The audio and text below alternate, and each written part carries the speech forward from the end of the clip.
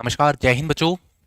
आप सभी का जेई क्लासेस मेरठ में स्वागत है। मैं आशीष कौशिक, इंजीनियरिंग मैथमेटिक्स फर्स्ट, और आज हम वन शॉट करने वाले हैं for unit number 4 which is multiple integral. Multiple integration में बेसिकली सभी टॉपिक्स इंटीग्रल की फॉर्म में हम कवर करने वाले हैं, जहां पर आपके टॉपिक होंगे बच्चों दीज आर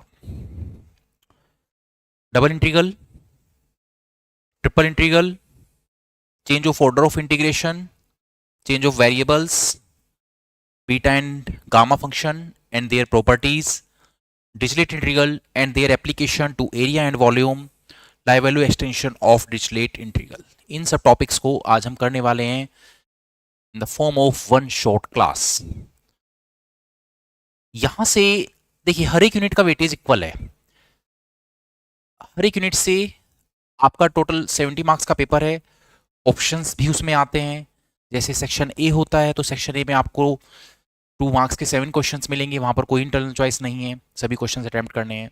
सेक्शन बी में 5 से 3 अटेम्प्ट करने हैं, और सेक्शन सी में आपको 5 क्वेश्चंस करने हैं। हर एक में इंटरनल चॉइस होता है, ठीक है। तो इस तरह से अगर ओवरऑल हम देखें, लगभग 100 मार्क्स का पेपर आपका बन के आता है, जिसमें से आपको 70 मार्क्स का अटेम्प्ट करना होता है। हर एक यूनिट से 20-20 मार्क्स का पेपर आपका डेफिनेटली वहां से आने वाला है। तो ये यूनिट का वेटेज भी सिमिलर टू एवरीवन है बच्चों। सबसे पहले हम देखते हैं डबल इंटीग्रल क्या होता है, फिर हम ट्रिपल इंटीग्रल के बारे में बात करेंगे, फिर change of order and rest of the things we are going to complete in this one short class. Welcome to all. Let's start the lecture now. सबसे पहले हम बात करते हैं बच्चों डबल इंटीग्रल। क्वेश्चन के मीडियम से ही मैं आपको प्रॉपर जो प्रॉपर्टी हम यहाँ पे यूज करेंगे बच्चों, वो अप्लाई करने जिस तरह से करेंगे वो सब मैं आपको बताता रहूंगा।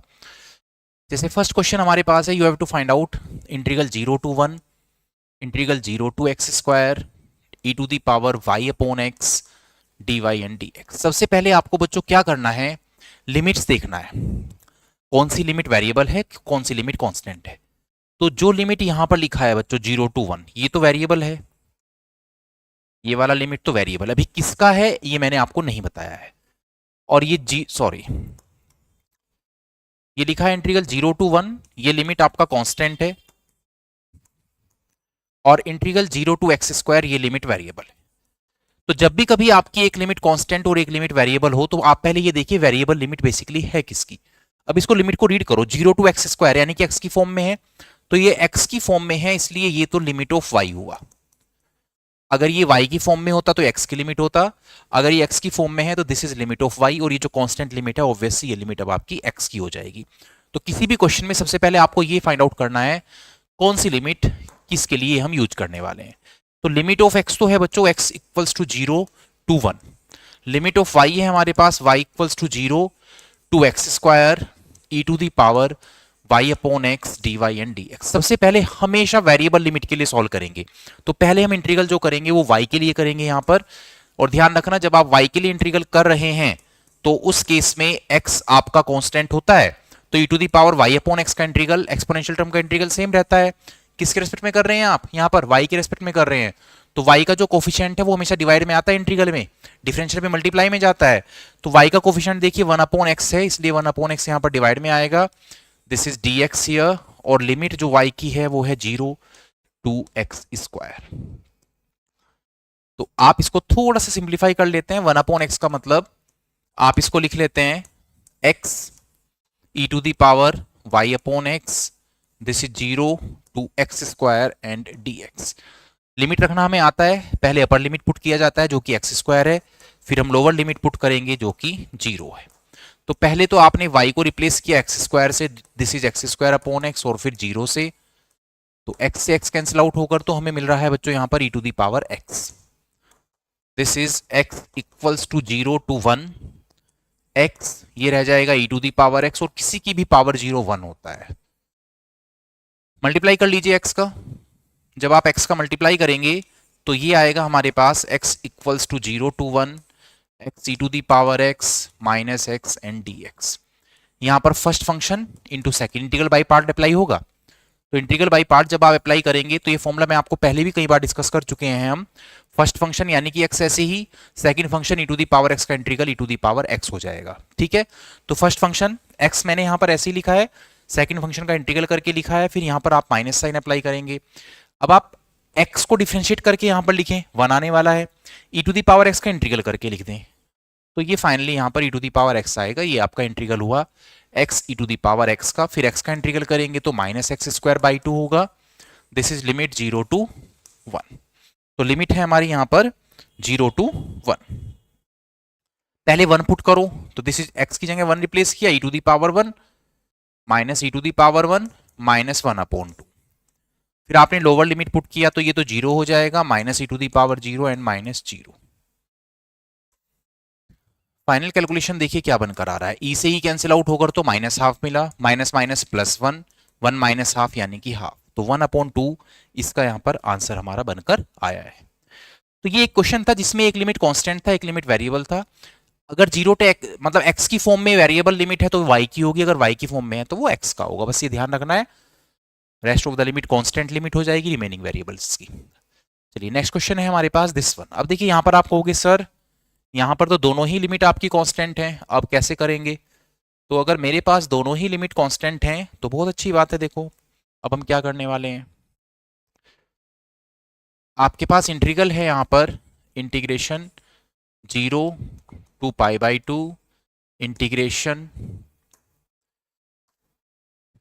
π/2 to pi cos x plus y and dy and dx। तो आप क्या करें, ये जो फर्स्ट पोर्शन है दिस वन, ये तो y के लिए सॉल्व कर लें और बाहर वाला पोर्शन फिर x के लिए सॉल्व हो जाएगा। ठीक है, तो पहले y के लिए सॉल्व कर लेते हैं।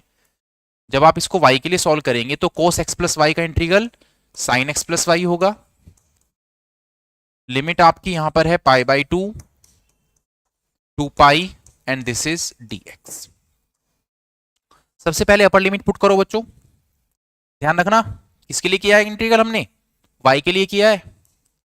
तो इंटीग्रल 0 to π/2, पहले आपने y को रिप्लेस किया पाई से, तो साइन पाई प्लस एक्स आया ये, फिर minus sine π/2 plus x and this is dx। Sine pi plus x यानी कि थर्ड क्वाड्रेंट है तो माइनस साइन एक्स हो जाएगा ये। This is equals to integral 0 to π/2 sine pi plus x तो हुआ minus sine x, third quadrant में है आप, और sine π/2 90 plus theta equals to cos theta, तो ये हुआ आपके पास cos x and this is dx। देखिए साइन एक्स का इंटीग्रल होता है माइनस कॉस एक्स, तो माइनस ऑलरेडी है यहां पर, इसको तो cos x लिख देते हैं, और cos x का इंटीग्रल sin x होता है बच्चों। This is 0 to π/2।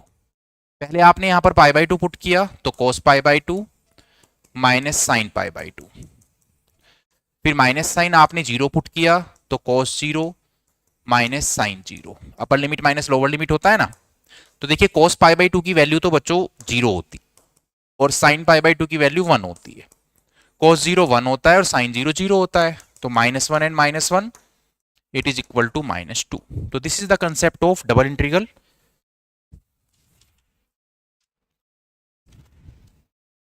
ओके, अब हम बात करते हैं बच्चों नेक्स्ट पर, जो कि ट्रिपल इंटीग्रल है।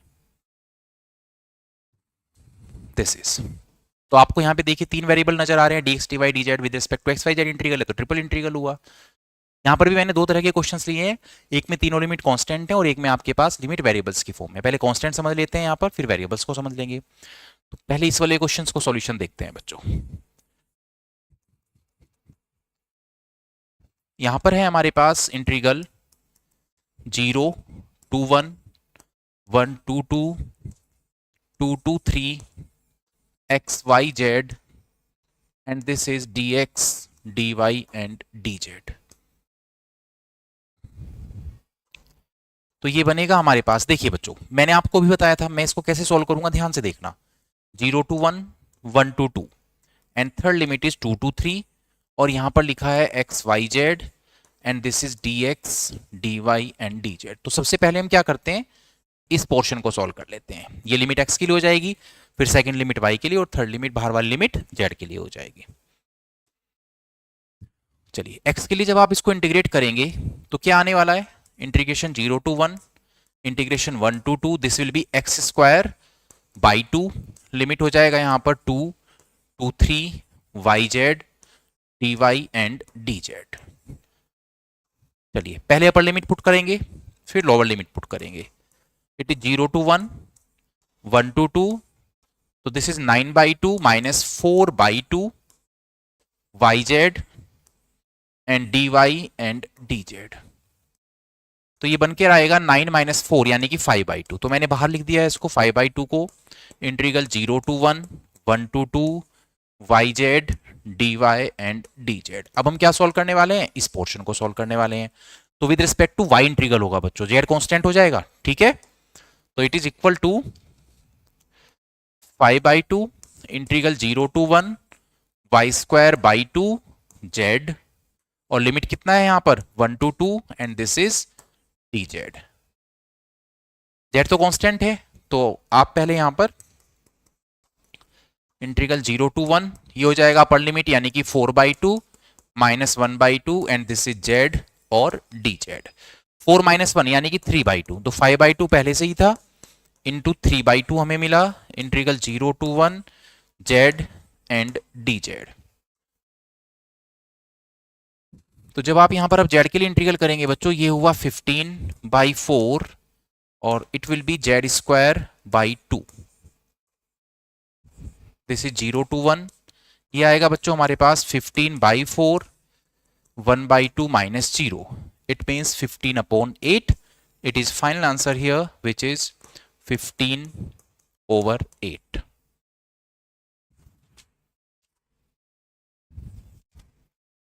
ओके, अब यहां पर आते हैं बच्चों। देखो सबसे पहले तो आपको ये देखना है सेकंड क्वेश्चन में कि आप लिमिट किस तरह से लेंगे। कांस्टेंट में तो मैंने आपको बता दिया है। अब यहां पर देखिए सबसे पहला टास्क हमारा ये है कि हम लिमिट्स को किस तरह से लेते हैं।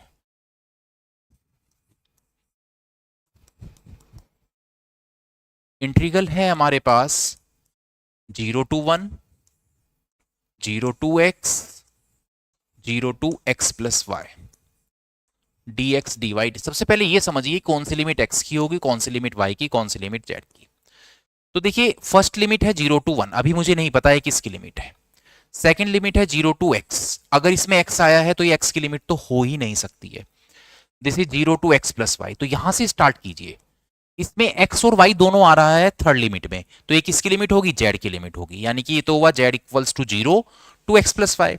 इस लिमिट में x आ रहा है यानी कि y की लिमिट हो गई, तो y की लिमिट हुआ y equals to 0 to x और x आपका कांस्टेंट हुआ 0 to 1, ठीक है।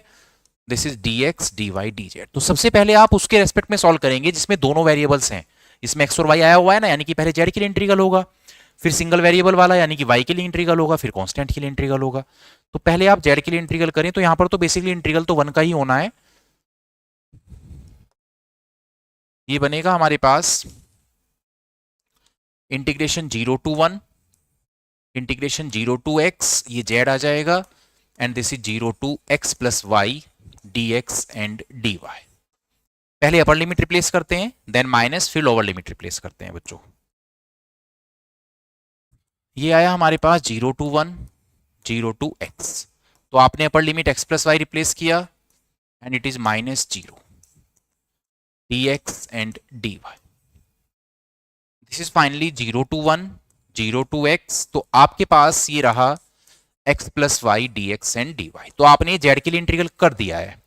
अब हमें किसके लिए इंटीग्रल करना है, जिसकी लिमिट x है। तो x की लिमिट है तो x की तो हो नहीं सकती है, x की फॉर्म में अगर लिमिट है तो definitely it will be the limit for y। तो अब आप y के लिए इंटीग्रल करेंगे, x के साथ इंटीग्रल करेंगे तो एक्स वाई आएगा plus y²/2 and limit is here 0 to x। पहले अपर लिमिट पुट कीजिए, फिर लोअर लिमिट पुट कीजिए यहां पर। तो अपर लिमिट जब आप यहां पर पुट करेंगे बच्चों, जो कि x है, तो ये आ जाएगा x², फिर ये आ जाएगा x²/2 और लोअर लिमिट तो 0 है इसलिए -0 and it is here dx। इसको कैलकुलेट करो बच्चों, तो 3x²/2 बन रहा है एंड दिस इज dx। तो 3/2 तो कांस्टेंट है और x के लिए इंटीग्रल करेंगे तो x³ आएगा ये। It is finally 3/2 and this is x³ 0 to 1। 3 से 3 कैंसिल आउट कर लो और ये upper limit 1 -0, it is final answer is half. Final answer हमारा जो बनकर आ रहा है यहां पर इट इज हाफ। तो ये हुआ बच्चों हमारा डबल इंटीग्रल और ट्रिपल इंटीग्रल का कंसेप्ट। अब हम करते हैं अपना नेक्स्ट टॉपिक, जो कि है change of order of integration. बहुत ध्यान से समझना कंसेप्ट कैसे है, बहुत डिटेल में मैंने ये कराया था पहले जब हम कंप्लीट सिलेबस लेक्चर वाइज कर रहे थे, तो बहुत डिटेल में मैंने इसका कंसेप्ट बताया था बच्चों। आज हमारा वन शॉट है तो क्वेश्चंस में बहुत अच्छे से आपको कंसेप्ट समझना है, ध्यान देना बहुत। ठीक है, क्वेश्चंस की हेल्प से सीधा सीधा करेंगे हम change of order of integration. पहले हम बेसिक बता देते हैं बच्चों। आपके पास जो भी इंटीग्रल दिया है पहले आप उसमें देखेंगे लिमिट क्या क्या है। अब देखिए चेंज ऑफ ऑर्डर में होता क्या है, इफ ये चीज तो हमें गिवन है, क्या गिवन है, हमें ये पता है कि लिमिट ऑफ एक्स हमें गिवन है बच्चों और ये कांस्टेंट है। फिर हमें पता है लिमिट ऑफ वाई, दोनों ही लिमिट गिवन होंगी भाई, तो लिमिट ऑफ वाई भी हमें गिवन है और ये वेरिएबल की फॉर्म में है। अगर दोनों ही कांस्टेंट है तो कोई दिक्कत है ही नहीं। ठीक है, अब आप क्या करते हैं, ऑर्डर चेंज करते हैं। नाउ यहां से अब आपने चेंज किया ऑर्डर, तो ऑर्डर चेंज बेसिकली होता क्या है, ऑर्डर चेंज का मतलब होता है बच्चों जिसकी लिमिट आपने कांस्टेंट किया है उसको लिमिट तो आप वेरिएबल करेंगे। यानी कि ऑर्डर चेंज करने के बाद लिमिट ऑफ एक्स तो हो जाएगी वेरिएबल, वेरिएबल का मतलब वाई की फॉर्म में, और लिमिट ऑफ वाई हो जाएगा बच्चों कांस्टेंट। कांस्टेंट तो आपको इस तरह से चेंज करना है and we will use here geometrical representation. हम यहां पर बेसिकली ग्राफिकल मेथड यूज करेंगे लिमिट्स को चेंज करने के लिए, क्योंकि वहां से हमें रीड आउट करना आसान होता है। ठीक है, चलिए क्वेश्चंस देखते हैं बच्चों।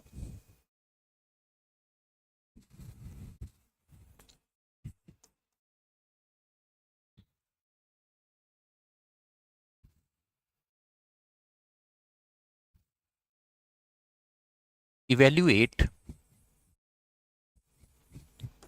Integration 0 to 2 integration g1 to e to the power x and this is dx and dy by changing order of integration। तो ऑर्डर ऑफ इंटीग्रेशन चेंज करके आपको ये सॉल्व करना है, बहुत ध्यान से समझना बच्चों। ठीक है, क्योंकि हम ज्यादा क्वेश्चंस तो नहीं कर पाएंगे यहाँ पर, इसलिए इसे कोई एक दो क्वेश्चंस करेंगे हम, उसको ध्यान से समझना आप लोग।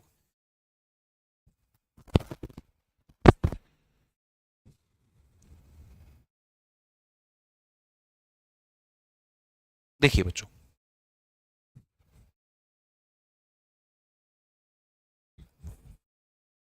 सबसे पहले हमारे पास जो इंटीग्रल है हम इसके बारे में बात कर लेते हैं। It is 0 to 2 integration 1 to e to the power x dx and dy।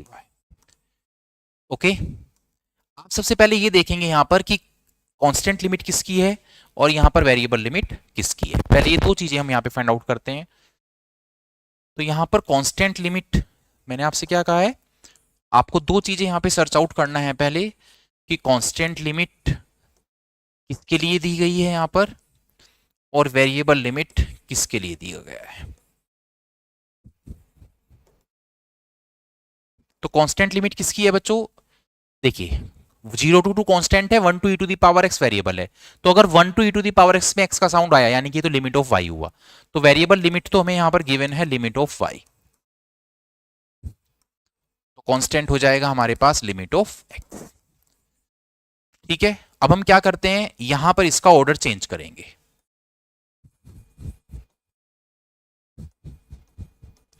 जैसे ही आप ऑर्डर चेंज करेंगे तो यहां पर कांस्टेंट जो लिमिट अब आप ऑर्डर चेंज करने के बाद लेंगे वो तो होगा बच्चों limit of y, limit of y।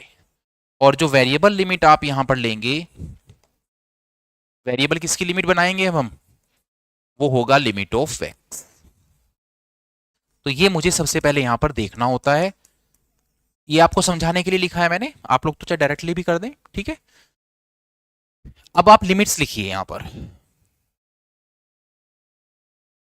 Limit of x जो गिवन है हमें उसमें लिमिट ऑफ x, ये तो है बच्चों x equals to 0 to x equals to 2, और लिमिट ऑफ y ये हमें गिवन है y equals to 1 to y equals to e to the power x. इन सबको अब आप पहले ग्राफ पे प्लॉट करो बच्चों। चलिए ग्राफ पे इसको हम प्लॉट करते हैं। ये हमारे लिए एक्स एक्सिस होता है, ये आप सब जानते हैं, वाई एक्सिस होता है, यहां पर जीरो है। X equals to zero y axis की इक्वेशन होती है, तो ये हुआ आपके पास x equals to zero. X equals to two, इधर कहीं पर लाइन होगा हमारे पास भाई। अगर हम टू यहां पर लेते हैं तो it is x equals to two हो जाएगा। यहां पर कोऑर्डिनेट क्या होंगे इसके? इसके कोऑर्डिनेट होंगे बच्चों 2,0। एक्स एक्सिस पर 2, वाई एक्सिस पर 0, और ये लाइन हम इस तरह से यहाँ पे ड्रॉ कर लेते हैं। This is x equals to 2। फिर नेक्स्ट लाइन है हमारे पास वाई इक्वल्स टू 1, तो वाई इक्वल्स 1 हम यहाँ पर लेट कर लेते हैं। दिस इज, तो कोऑर्डिनेट क्या होंगे इसके? 0,1। तो ये लाइन है हमारी, इन शॉर्ट ये वाला लाइन था एक्स इक्वल्स टू 2, ये वाला लाइन है हमारे पास वाई इक्वल्स टू 1। ठीक है, और फिर आपको y equals to e to the power x draw करना है। तो y equals to e to the power x आप जानते ही हैं, this is e to the power x. Okay, तो ये कर्व हमारे पास है, एक्सपोनेंशियल कर्व ही तो होता है ये। y equals to e to the power x, 1 से स्टार्ट होता है ये। E to the power 0, x की जगह 0 पुट करेंगे ना, जैसे प्लॉट करते हैं तो 1 आता है, तो यहां से स्टार्ट हो जाएगा ये। ठीक है बच्चों, अब यहां पे एक चीज ध्यान रखना, आपकी जो लिमिट y की है वो लिमिट आपकी वेरिएबल है। मैं यहां पे इसको मेंशन कर देता हूं। This is the limit of y, जो कि y इक्वल्स टू 1 से और ई टू दी पावर x, ये वाला कर्व ऊपर तक कवर कर रहा है। ठीक है, आपने अब लिमिट रीड करने का क्या मेथड होता है बच्चों? आप लोअर से अपर की तरफ चलेंगे तो ये वाला पार्ट आपका y का लोअर लिमिट, ऊपर वाला पार्ट y का अपर लिमिट। एक्स एक्सिस में इधर वाला x का लोअर लिमिट, इधर वाला x का अपर लिमिट। सिंपल जैसे एक्सिस रीड करते हैं वही तरीका यहां पर है। ठीक है, अब हम क्या करते हैं बच्चों? लिमिट चेंज करते हैं। ऑर्डर चेंज करने के लिए बात किया था ना हमने, तो मैं सेम ग्राफ पहले प्लॉट कर देता हूं, बिल्कुल एज इट इज ऐसे ही प्लॉट करूंगा मैं, कोई चेंज नहीं करने वाला हूं। यहां पर हमने x इक्वल्स टू 0 लिए हुए हैं, ये 0 है। यहां पर ये x इक्वल्स टू 2 लाइन लिए हुए हैं हम। यहां पर ये y इक्वल्स टू 1 हम लिए हुए हैं, और ये हमारा एक्सपोनेंशियल कर्व है। अब यहां पे थोड़ा सा चेंज करूंगा मैं, देखो y equals to e to the power x है, ये है हमारे पास y equals to e to the power x। तो इससे x की वैल्यू निकालो तो कितना हो जाएगा? log y equals to x। तो ये जो वेरिएबल लिमिट था इसको मैं चेंज करके x equals to log y लिख देता हूं।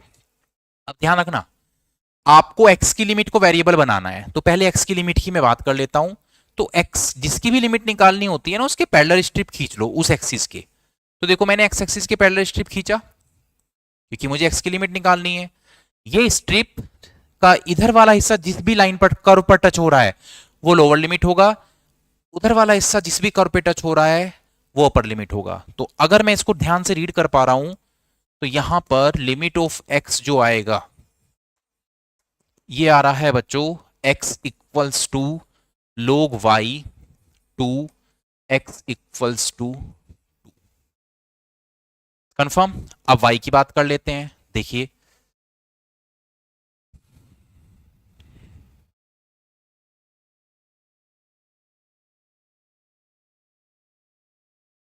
चलिए, ये कंफ्यूज मत हो जाना।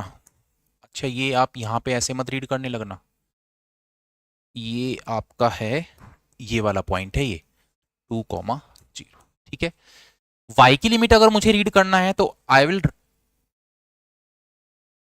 Draw the strip parallel to y axis. तो देखो मैंने ये y एक्सिस के पैरेलल स्ट्रिप खींचा है y के लिए, ये वाला। ये जो नीचे लाइन की इक्वेशन है, अब y की लिमिट तो कांस्टेंट होगा, तो नीचे वाले जो y की लिमिट है यहां पर ये y को टच कर रहा है, तो ये कितना पॉइंट है? y equals to 1। तो y की लिमिट लोअर लिमिट तो हो जाएगा y equals to 1, limit of y that is y equals to 1। Upper limit आपको यहां पर y किस पॉइंट पर इंटरसेक्ट कर रहा है उससे पता चलता है। अब देखिए ये वाला जो पॉइंट है जो मैंने अभी डार्क किया है उसकी लिमिट कैसे निकालेंगे मैं यहां पर बताता हूं आपको। अगर मुझे इस इंटरसेक्शन पॉइंट का ये वाला जो पॉइंट है इसके कोऑर्डिनेट्स निकालने हैं, तो यहां पर x तो मुझे सीधा सीधा नजर आ रहा है, ये 2 है, इस लाइन पर है। आपको ये देखना है कि इस, अब हमें जो भी पॉइंट निकालने होता है ना था, तो वहां पर जो दो कर्व इंटरसेक्ट करते हैं बच्चों, उन दोनों कर्व को आपस में सोल्व कर लेते हैं। उनको सोल्व करके आ जाता है फिर पॉइंट। कैसे? जैसे यहां से मुझे x इक्वल्स टू 2 मिला, ये वाला कर्व इस पॉइंट पर टच कर रहा है 2 पर, यानी कि ये जो 2 है ये इधर वाले कर्व में पुट किया जा सकता है। तो जैसे ही आपने यहां पे x को 2 से रिप्लेस किया तो y कितना आएगा? ई स्क्वायर आएगा। यानी कि ये वाला जो कोऑर्डिनेट है हमारा 2 ई स्क्वायर है। तो लिमिट ऑफ y यहां पर कितनी हुआ? y की वैल्यू कितनी हुई यहां पर? ई स्क्वायर हुआ। तो लिमिट ऑफ y कितना हो जाएगा? ये होगा y equals to 1 to y equals to a square. तो y आप पॉइंट्स की फॉर्म में निकालेंगे क्योंकि कांस्टेंट बनाना है, x आपको वेरिएबल बनाना था। फाइनली x हमारा आया बच्चों log y to 2 and y आया हमारा 1 टू e स्क्वायर। तो आपके पास क्या क्वेश्चन था? पहले तो क्वेश्चन देख लेते हैं और फिर इसको लिमिट को चेंज कर लेते हैं। क्वेश्चन था 0 to 2 and 1 to e to the power x। 0 to 2 and 1 to e to the power x, dx and d। ये था हमारे पास क्वेश्चन। हमने क्या किया बच्चों? हमने y की लिमिट तो कांस्टेंट कर दी है, यानी कि y equals to 1 to e square है, और x की लिमिट हमारे पास है x equals to log y to 2। ठीक है, और तो पहले यहां पर x के लिए सॉल्व होगा, फिर यहां पर y के लिए सॉल्व होगा। फंक्शन अंदर कुछ होता तो उसके लिए इंटीग्रल करते, फिलहाल तो यहां पर 1 ही लेना होगा। तो आप जब 1 के लिए इंटीग्रल करने वाले हैं, यहां पर ये आएगा y equals to 1 to e square and this is 1, integration of 1 with respect to x, तो x हो जाएगा। This is log y to 2, ये आपका लिमिट है, एंड दिस इज dy। पहले आपने अपर लिमिट पुट किया। जब आपने यहां पर अपर लिमिट पुट किया तो 2 हुआ and minus log y and dy। क्या आप log y को इंटीग्रल करा सकते हैं with respect to y? What will be the integral of log y with respect to y? सोचो जरा। देखिए, अगर मुझे log y का इंटीग्रल करना है बच्चों, तो आप इसके मल्टीप्लाई में 1 प्रोडक्ट करके, मतलब 1 लेट करके, और इंटीग्रल बाई पार्ट्स अप्लाई करेंगे। तो y equals to 1 to e square मेरे पास है, ये 2 है, माइनस 1 इंटू log y।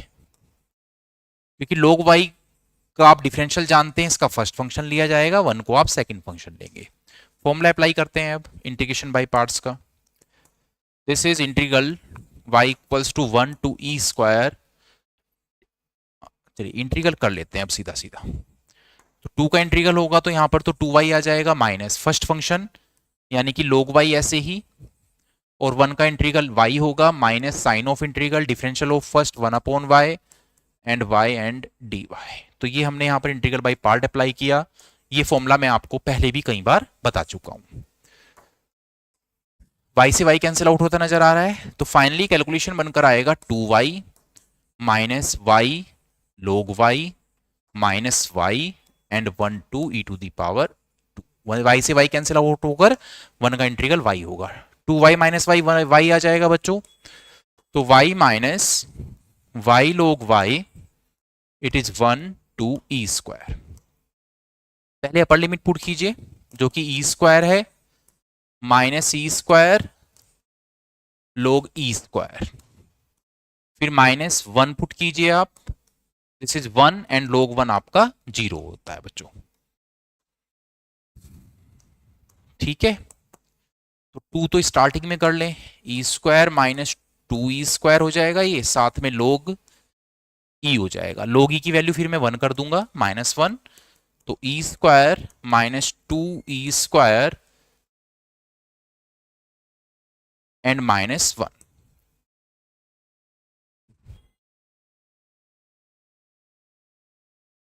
ठीक है बच्चों, ओके।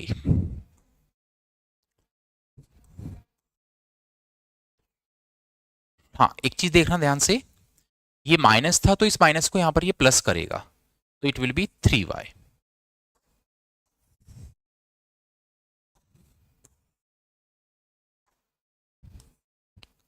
तो ये हमारे पास हो जाएगा 3 ई square minus e square log e square, और फिर आप 1 पुट करेंगे तो 1 पुट करने पर यहां पर ये 3 रहेगा और log 1 आपका 0 हो जाएगा। ओके, तो 2 square this is 3 and it is again 3। तो 3 square minus e square, final answer आपका आएगा ई स्क्वायर माइनस 3। ओके, चलिए एक क्वेश्चन और देखते हैं बच्चों, उसमें थोड़ा सा अलग कंसेप्ट यूज होने वाला है, काफी इंपॉर्टेंट भी है वो क्वेश्चन। नेक्स्ट क्वेश्चन है हमारे पास,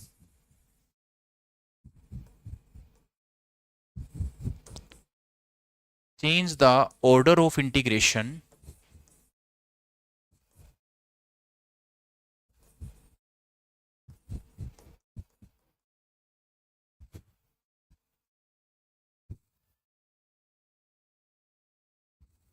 इन इंटीग्रल है हमारे पास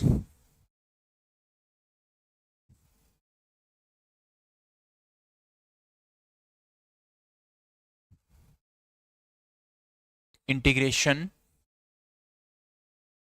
0 to 1 x square to 2 minus x, 0 to 1 x square to 2 minus x, x y dx and dy। देखिए ध्यान से, this is 0 to 1 x square to 2 minus x, x y dx and dy। तो ये हमें यहां पर सॉल्व करना है with the help of change of order of integration.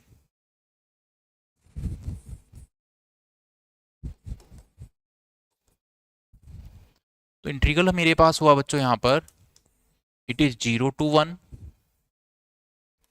It is x square to 2 minus x, x y dx and dy। एक बार देख लीजिए, 0 to 1 x square to 2 minus x, x y dx। सबसे पहला मेरा question यहां पर ये है कि आप पहले मुझे देखकर ये बताएंगे कि यहां पर कांस्टेंट लिमिट किसके लिए है और यहां पर वेरिएबल लिमिट आप किसके लिए यहां पर गिवन है। पढ़ लीजिए अब, वेरिएबल लिमिट कांस्टेंट लिमिट। तो पहले वेरिएबल देखो x की फॉर्म में है, यानी कि y की ही होगी, तो वेरिएबल लिमिट तो यहां पर है y के लिए और कांस्टेंट लिमिट है यहां पर x के लिए। ठीक है, अब आप क्या करने वाले हैं, अब आप यहां पर ऑर्डर चेंज करने वाले हैं। जब आप ऑर्डर चेंज करेंगे तो यहां पर आपका जो कांस्टेंट लिमिट हो जाएगा, कांस्टेंट लिमिट ये तो हो जाएगा बच्चों, देखिए इधर वेरिएबल लिमिट था y, तो कांस्टेंट हो जाएगा लिमिट ऑफ y, रिवर्स हो जाता है ना, तो कांस्टेंट आप बनाएंगे लिमिट ऑफ y को। फिर यहां पर variable limit,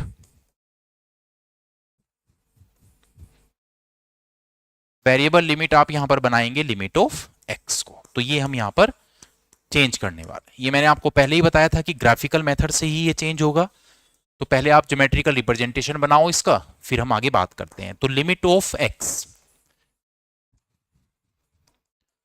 limit of x ये है हमारे पास x equals to 0 to x equals to 1। फिर हम बात करते हैं बच्चों लिमिट ऑफ y, ये है हमारे पास y equals to x square to y equals to 2 minus x. देखिए ध्यान से, ये बात समझ में आती है। अब मैं इसको प्लॉट करता हूं। जब आप इसको प्लॉट करेंगे बच्चों, तो ये यहां पर हमने एक्स एक्सिस और वाई एक्सिस को ड्रॉ कर लिया है। x इक्वल्स टू 0 और x इक्वल्स टू 1 तो कोई इतना बड़ा टास्क नहीं है, ये लाइन x इक्वल्स टू 0 होता है, यहां पर कहीं पर 1 लेकर x इक्वल्स टू 1 ले लेंगे हम। उधर देखते हैं पहले, एक है आपके पास y equals to x square, इसको जरा थोड़ी देर के लिए रिवर्स पढ़ के देखना। तो ये x square equals to y read हो रहा है, x square equals to y read का मतलब क्या हुआ कि ये अपर जो हाफ है वो वाला पैराबोला हुआ। ठीक है, यानी कि x square equals to y का मतलब ये पैराबोला हमें यहां पर गिवन है। ये बात समझ में आई, ये वाला लाइन प्लॉट करना है, ये तो हमने 12th में पढ़ा है। ठीक है, अब है हमारे पास y equals to 2 minus x. इसको कैसे प्लॉट करेंगे वे समझना। किसी भी लाइन को ड्रॉ करने के लिए आपको 2 पॉइंट की नीड होती है। मैं आपको यहाँ पे 2 तरीके बताता हूँ इसको प्लॉट करने के लिए। मेरे पास है y equals to 2 minus x, तो आप इसको प्लॉट करने के लिए क्या करें, ये x हुआ, ये y हुआ जो कि 2 माइनस एक्स है। आप सिंपली एक यहां पर x को आपने 0 लिया तो y2 आ जाएगा, फिर y को 0 ले लें x2 आ जाएगा। तो 2 पॉइंट आ गए आपके 0,2 एंड 2,0। इन दोनों पॉइंट्स को जो भी लाइन आपकी मिला देगी वही हम प्लॉट कर देंगे। 0,2 का मतलब है आप यहां पर ये पॉइंट ले लें, दिस इज x एक्सिस पर 0 है, y एक्सिस पर ये 2 है, और 2,0 ये इधर कहीं आएगा। तो पहले मैं ये लाइन यहां पर ड्रॉ कर लेता हूं, दिस इज, और ये पॉइंट है आपका 2,0। समझ में आ गया। तो इसको मैंने A पॉइंट लिया है और ये मैं यहां पर B पॉइंट लिया हूं जो मैंने ये लाइन बनाया। अब देखिए होता क्या है, अब हम ये भी ड्रॉ कर लेते हैं। एक लाइन है हमारे पास x इक्वल्स टू 0, तो यहां पर ये लाइन हमारी हो जाएगी x इक्वल्स टू 0। एक लाइन है x equals to 1। x equals 1 line plot करने से पहले मैं ये देखता हूं कि ये जो इंटरसेक्शन यहां पर कर रही है ये कर्व और ये लाइन, तो इस पॉइंट के कोऑर्डिनेट क्या है।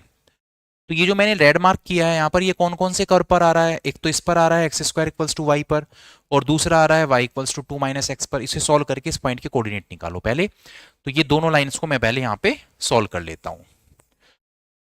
हमारे पास है x y equals to x square और y equals to 2 minus x. इन दोनों का ही तो आप इंटरसेक्शन पॉइंट निकाल रहे हैं, ये वाला पॉइंट, ठीक है। तो मैंने क्या किया, यहां से y की वैल्यू को पुट किया, x square equals to 2 minus x आया, यानी कि x square plus x minus 2 equals to 0। इसके फैक्टर करो बच्चों। जब आप इसके फैक्टर करेंगे यहां पर, तो ये आएगा x square plus 2x minus 2 equals to 0। मैंने यहां पर x कॉमन लिया तो x प्लस 2 आया, -1 कॉमन लिया, अगेन x प्लस 2 आया equals to 0। x plus 2 common लेकर ये हमारे पास आया finally x equals to 1, x minus 1। तो आपके पास 2 पॉइंट आए हैं, x equals to -2 and x equals to 1। देखिए -2 का तो कोई यहां पर है ही नहीं, क्योंकि सारा रीजन आपका इधर ही आ रहा है, ठीक है। तो इधर तो -2 तो कंसीडर ही नहीं करना, आपको केवल 1 पर कंसीडर करना है। तो जब आपने x1 लिया, उस पर y देखना कितना आएगा, एट x इक्वल्स टू 1 यहां पर रिप्लेस करो तो y भी 1 आ जाएगा। यानी कि वो जो इंटरसेक्शन पॉइंट हमारा बन के आ रहा है वो आ रहा है बच्चों 1,1। तो इस तरह से दोनों कर्व को सॉल्व करके हमें इंटरसेक्शन पॉइंट मिल जाते हैं, ठीक है। ओके, ये जो कर्व था इसको भी हम लिख लेते हैं। ये था हमारे पास y equals to x square, और ये लाइन हमारे पास है y equals to minus x. तो देखो यहां तक आपके पास इंटरसेक्शन पॉइंट के कोऑर्डिनेट भी हैं, सभी कोऑर्डिनेट हमें मिल चुके हैं, केवल ये एक पॉइंट बचा है, ये हम जानते हैं कि ये 0 0 होगा। इसको मैं ओ लिख लेता हूं, ये a हुआ। तो यहां पर हम b ले लेते हैं बच्चों, और इसको मैं लिख लेता हूं यहां पर c, ठीक है। अब आपको क्या करना है, अब आपको यहां पर ऑर्डर चेंज करना है। अब ऑर्डर चेंज कैसे होगा ये तक समझना ध्यान से। पहले मैं लास्ट वाला ग्राफ दिखाता हूं आपको, जो लास्ट क्वेश्चन में बनाया था ना मैंने, पहले हम उसके बारे में बात करते हैं।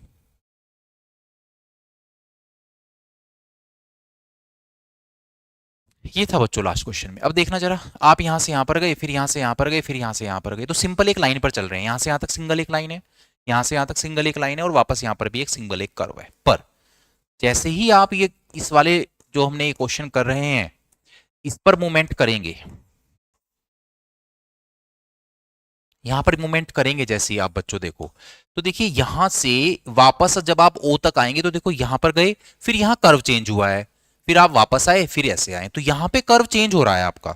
जहां पर भी ये कर्व चेंज होता है वहां से एक्सिस पर परपेंडिकुलर डालो, तो ये आपका एक ये वाला जो टर्म है यहां पर, इस पॉइंट को मैं एन ले लेता हूं, तो यहां से यहां तक का एक इंटीग्रल होगा, ऊपर का एक इंटीग्रल होगा, ये हमेशा ध्यान रखना है।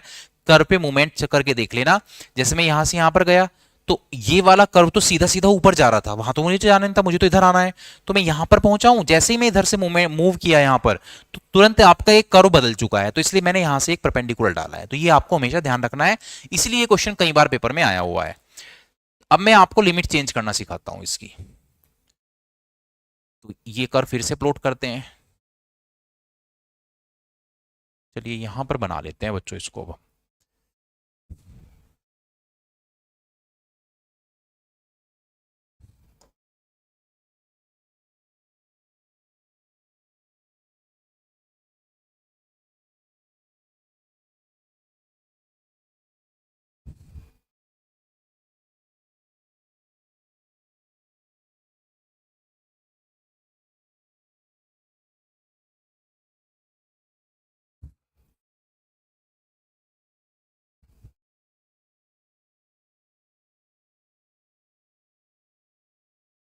ये रहा बच्चों, ठीक है।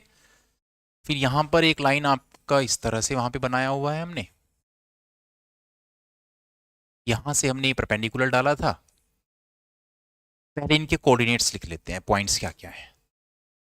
ये O है, ये C, A B C O and N। This point is A, this is B, this point is C, this is O and this is N। ये आपका 0,0 है। फिर यहां से हमने एक लाइन इस तरह से ड्रॉ किया हुआ है। तो ये वाला जो कोऑर्डिनेट आया था बच्चों, जिसपे मैंने B लिखा है, ये 1 एंड 1 था। This is 1,0, this is 2,0, this is 0,2 and और क्या क्या रहा बच्चों हमारे पास, ये भी हमने लिख लिया, ये भी लिखा, ये भी लिखा, ये भी लिखा है। ओके,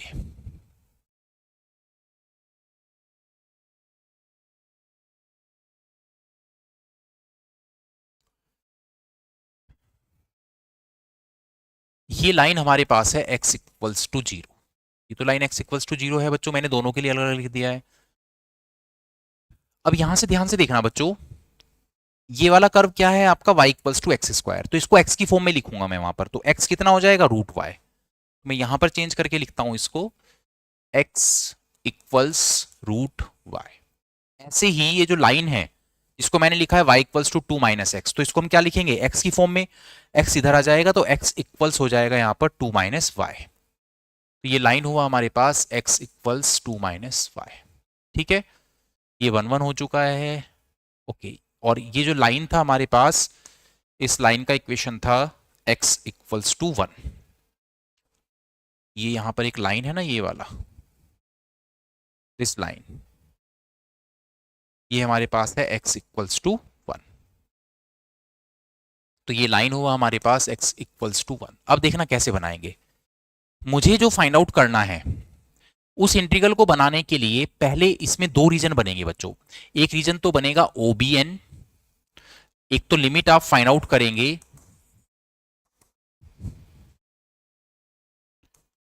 OBNO रीजन में, ठीक है। और एक लिमिट आप फाइंड आउट करेंगे NBAN रीजन में, समझ गए ना, क्योंकि यहां से कर्व चेंज हो रहा है, तो एक रीजन आपका ये बैठेगा और एक इससे ऊपर बैठेगा। सबसे पहले इसमें बात कर लेते हैं, आपको x की लिमिट वेरिएबल बनाना है।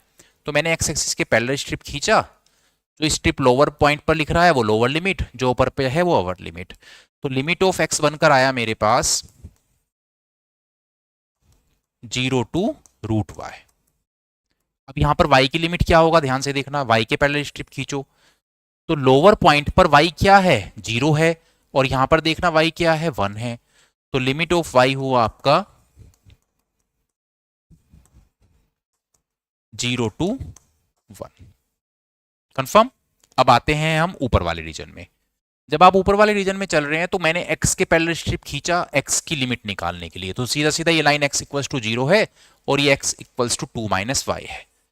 तो यहां पर आया हमारे पास limit of x 0 to 2 - y, और फिर हमने फाइंड आउट किया limit of y।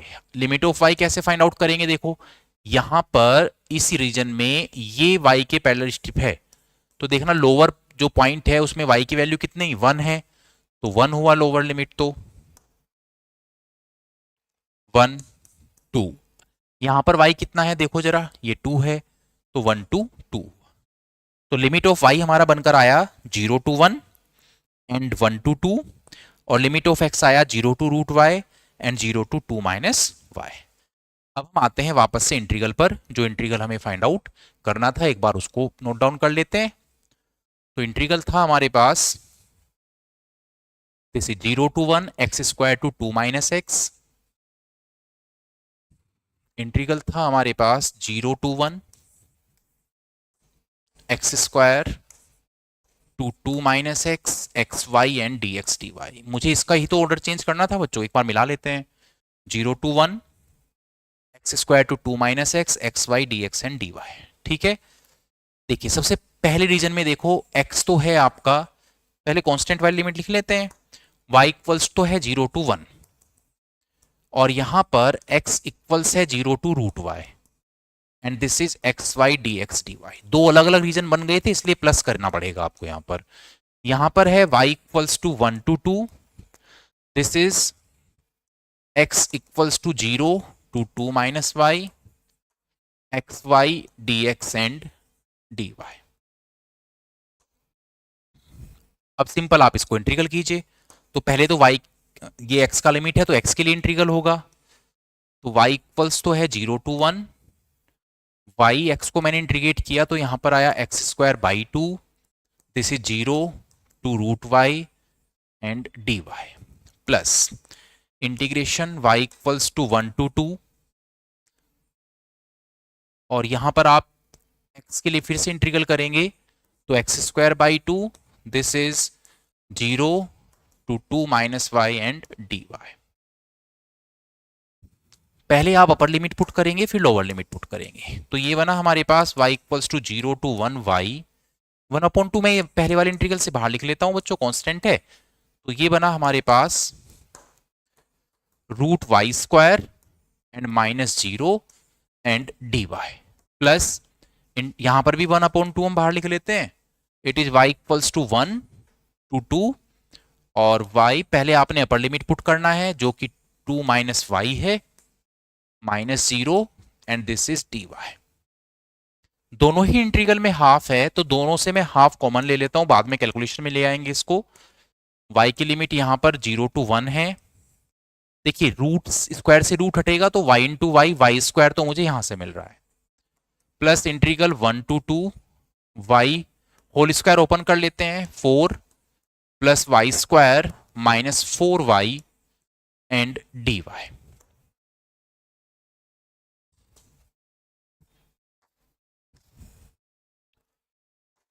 It is equal to 1/2। यहां पर इंटीग्रल मैंने किया तो y क्यूब बाई 3 हुआ बच्चों, सिंपल है ये तो, दिस इज 0 to 1, फिर प्लस यहां पर इंटीग्रल करने से पहले आप अंदर प्रोडक्ट करें 4y plus y cube minus 4y square by 2 and this is dy।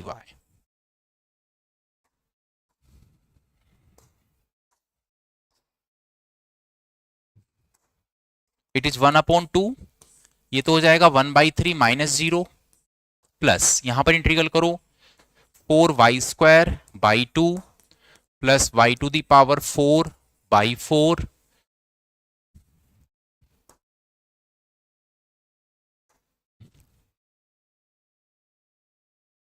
This is 4y square, तो ये आ जाएगा आपके पास माइनस 4y क्यूब बाई 3 और लिमिट है यहां पर 1 to 2।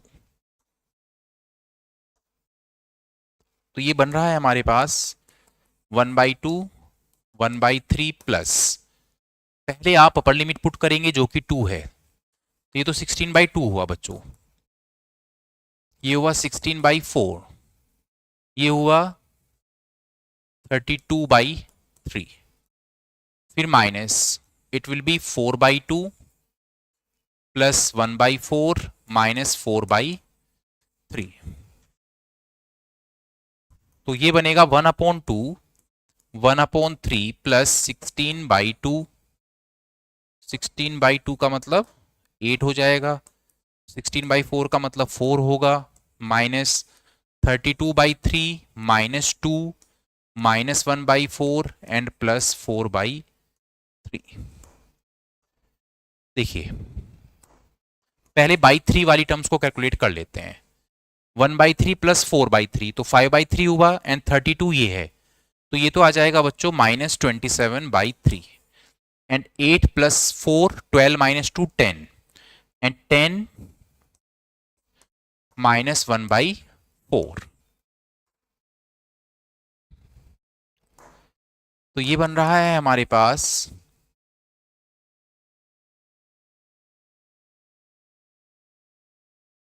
-9 plus 10 -1/4 it is equal to 1/2। 10 -9 यानी कि 1 -1/4 इट इज 1/2 इंटू 4 -1 यानी कि 3/4 यानी कि 3/8। तो हमारा फाइनल आंसर यहां पर आ रहा है बच्चों 3/8। तो this is change of order of integration.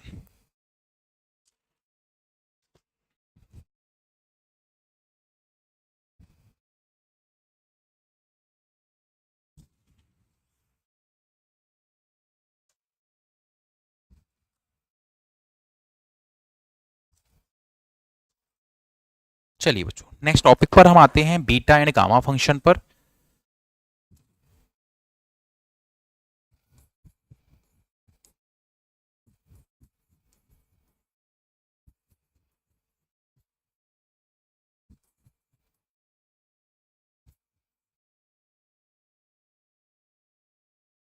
पहले गामा फंक्शन की बात कर लेते हैं, फिर बीटा फंक्शन की बात करेंगे।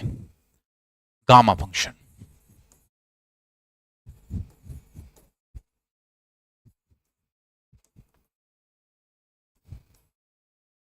Integration 0 to infinitive e to the power minus x x to the power n minus 1 dx n is greater than 0 is known as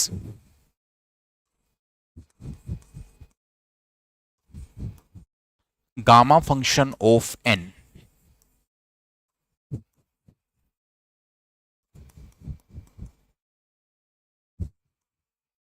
and denoted by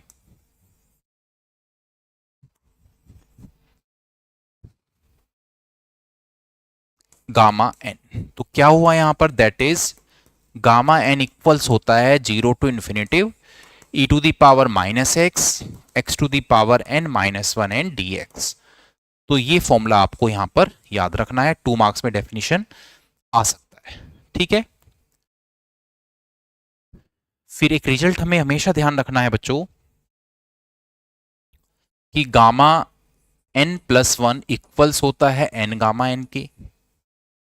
number second result हमें याद रखना है gamma n plus 1 equals होता है n factorial के। Number third result हमें याद रखना है gamma half equals to root pi होता है। नंबर फोर्थ रिजल्ट हमें ध्यान रखना है gamma minus half equals -2 root pi होता है। तो सबसे पहले मैं आपको gamma n plus 1 equals n gamma n के बेस पर कुछ क्वेश्चंस बताता हूं। Number first, find gamma 3/2। तो गामा 3/2 बच्चों मुझे यहाँ पे फाइंड आउट करना है। तो ये देखो मैंने भी एक फॉर्मूला लिखा है कि gamma n plus 1 equals to n gamma n होता है। इस तरह के रिजल्ट हमेशा इस फॉर्मूले से सॉल्व होते हैं, ठीक है। n की वैल्यू यहाँ पर रिप्लेस करो, जब भी कभी प्लस में है गामा के अंदर तो n आप हमेशा ये जो नंबर है 3/2 इससे -1 करके वो n की जगह रिप्लेस होता है। जैसे 3/2 है यहाँ पर, तो मैंने इसको -1 किया तो 1/2 आया है बच्चों। तो मैं यहां पर रिप्लेस करूंगा n इक्वल्स टू हाफ। तो जैसे ही मैंने यहां पर n equals to half replace किया तो क्या होगा, ये gamma half plus 1 equals half gamma half. Gamma half plus 1 का मतलब तो 3/2 हो जाएगा, और गामा हाफ की वैल्यू मैंने अभी रूट बताई है पाई, तो गामा 3/2 होता है बच्चों √π/2, ठीक है। नेक्स्ट वैल्यू हम निकालते हैं गामा 5/2। Find gamma 5/2। कोई भी वैल्यू निकालनी है आपको इसी तरह से निकालना है। सबसे पहले हमने यहाँ पर फॉर्मूला लिखा gamma n plus 1 equals to n gamma n। 5/2 से -1 किया तो 3/2 रहेगा, तो गामा 3/2 प्लस 1 इक्वल्स 3/2 गामा 3/2। तो ये कितना आ जाएगा, 3/2 प्लस 1 का मतलब इधर तो गामा 5/2 बना, इधर 3/2, और गामा 3/2 की वैल्यू अभी निकाली थी, देखो ये आया है √π/2। तो पेपर में निकाल के देख लेना, अदरवाइज यहाँ पर पुट कर दो दिस इज √π/2। तो ये मेरा गामा 5/2 का सॉल्यूशन आया है। ठीक है, सॉरी,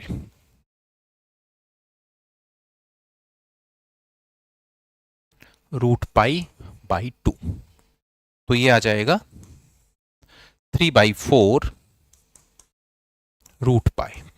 अब डायरेक्टली कैसे सॉल्व कर सकते हैं, आप इसको ऐसे भी सॉल्व कर सकते हैं कि गामा 5/2 इक्वल्स 5/2 से एक माइनस करो तो क्या आया 3/2। यहां पर मैंने 3/2 लिखा, 3/2 से फिर 1 माइनस करो तो हाफ आएगा, जैसे ही हाफ आए उसके साथ गामा हाफ कर देना, तो 3/4 और गामा हाफ की वैल्यू पुट करो √π। ये आ गया है रिजल्ट बनके। ठीक है, तो ऐसे ही आप यहां पर गामा 7/2 कितनी भी वैल्यू निकाल लीजिए, गामा 9/2, जैसे 7/2 निकालना है मुझे तो मैं इसको डायरेक्टली निकाल सकता हूं। 7/2 से एक माइनस किया तो 5/2 आएगा, 5/2 से एक माइनस किया 3/2 आएगा, 3/2 से माइनस किया 1/2 गामा हाफ। गामा हाफ को तो √π से रिप्लेस कर दो, ये हुआ 15/8 √π। तो 2 मार्क्स में आप ऐसे भी फाइंड आउट कर सकते हैं बच्चों। अब हम आते हैं माइनस पर। नेक्स्ट रिजल्ट है हमारे पास फाइंड गामा -12। पहले -12 ही देख लेते हैं क्या निकल कर आता है। ठीक है, तो फॉर्मूला मेरे पास होता है gamma n plus 1 equals to n gamma n। Minus में एक अच्छी बात है, जो भी गामा के अंदर लिखा है उसको सीधा सीधा इनकी जगह रिप्लेस कर देना होता है हमें। तो मैंने यहां पर पुट किया n इक्वल्स टू -12। तो क्या कैलकुलेशन बनकर आएगा, देखो ध्यान से, माइनस में अगर है बच्चों तो जो भी माइनस में n टर्म दिया है ना उसको सीधा n की जगह रिप्लेस कर देना है आपको। तो ये बना हमारे पास gamma -12 plus 1, it is -12 gamma -12। -12 plus 1 का मतलब ये तो गामा हाफ आ जाएगा, it is equal to -12 and this is equal to gamma -12। Gamma half की वैल्यू तो हमें √π पता है, तो ये √π हुआ बच्चों। -2 को इधर लेकर आओ, it is equal to gamma -12। तो गामा -12 की वैल्यू होती है -2 √π। मुझे अगर निकालना है गामा -3/2, फाइंड गामा -3/2। तो फिर से I am going to apply gamma n plus 1 equals to n gamma n। तो n को आप यहां पर डायरेक्टली पुट कीजिए n इक्वल्स टू -3/2। तो ये बना हमारे पास gamma -3/2 plus 1 equals to -3/2 gamma -3/2। -3/2 plus 1 तो ये तो गामा -12 आएगा ना, equals to -3/2 and gamma -3/2। Gamma -12 की वैल्यू अभी हमने बताया था आपको -2 √π होता है, तो मैंने इसको रिप्लेस किया -2 √π से, इट इज -3/2 एंड गामा -3/2। इसको इधर शिफ्ट करो, माइनस से माइनस कैंसिल आउट करो, तो 4/3 √π ये वैल्यू होती है गामा -3/2 के लिए। कंफर्म। अब हमें निकालना है अगर 5/2, तो अब एक डायरेक्ट सॉल्यूशन भी बता देता हूं। Find gamma -5/2। ये हमारे पास क्वेश्चन है बच्चों।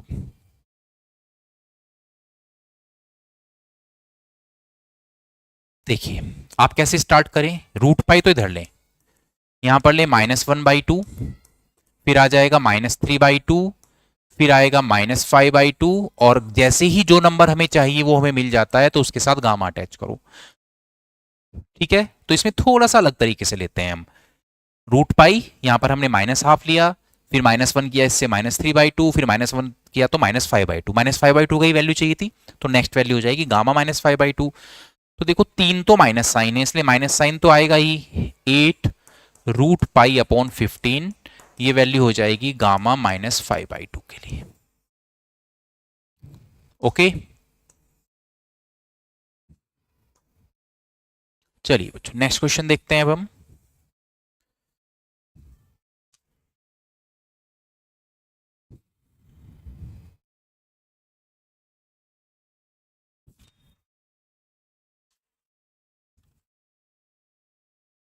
Evaluate integration 0 to infinite √x e⁻ minus and dx। कई बार इस फॉर्म में भी क्वेश्चन आते हैं बच्चों। तो इस फॉर्म के क्वेश्चंस को बनाने के लिए हमें कहां से सोचना स्टार्ट करना है, बस वो सीख लो आप लोग। मेरे पास जो फॉर्मूला है गामा एन का, ये होता है 0 to infinite e⁻ -x(x⁻n-1) और dx। मेरा पहला फोकस यहाँ पर x पर रहेगा बच्चों, एक्सपोनेंशियल टर्म की पावर में। जिसके रेस्पेक्ट में इंटीग्रल होता है, जैसे ये x के रेस्पेक्ट में इंटीग्रल है तो x ही लिखा होना चाहिए यहाँ पर। अगर x के अलावा कुछ और लिखा है समझो वहां से वो टर्म आपको लेट करना पड़ेगा किसी दूसरे वेरिएबल में। अब क्वेश्चन आपको चेंज करने की नीड है। तो जैसे यहाँ पर रूट, ये तो रूट में लिखा है, तो मैं क्या करता हूं बच्चों, लेट करता हूं ये जो वैल्यू है x है और यहां पर ये 3 लिखा है, यानी कि क्यूबिक रूट है ये, it is equal to t let कर लेते हैं। ये बात समझ में आया? ठीक है, इसका मतलब क्या हुआ, ये है x⁻ 1/3 इक्वल्स टू t, तो x हमारा हुआ बच्चों t³ के इक्वल। कंफर्म?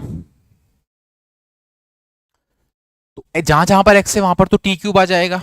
अब dx की बात कर लेते हैं, ये क्या हो जाएगा 3t² एंड dt। ठीक है, चलिए रिप्लेस करो, लिमिट पर तो कोई फर्क पड़ेगा नहीं। It is equal to integral 0 to infinite, x को रिप्लेस किया मैंने t³ से और इसकी पावर बच्चों हाफ है, रूट का मतलब तो हाफ होता है।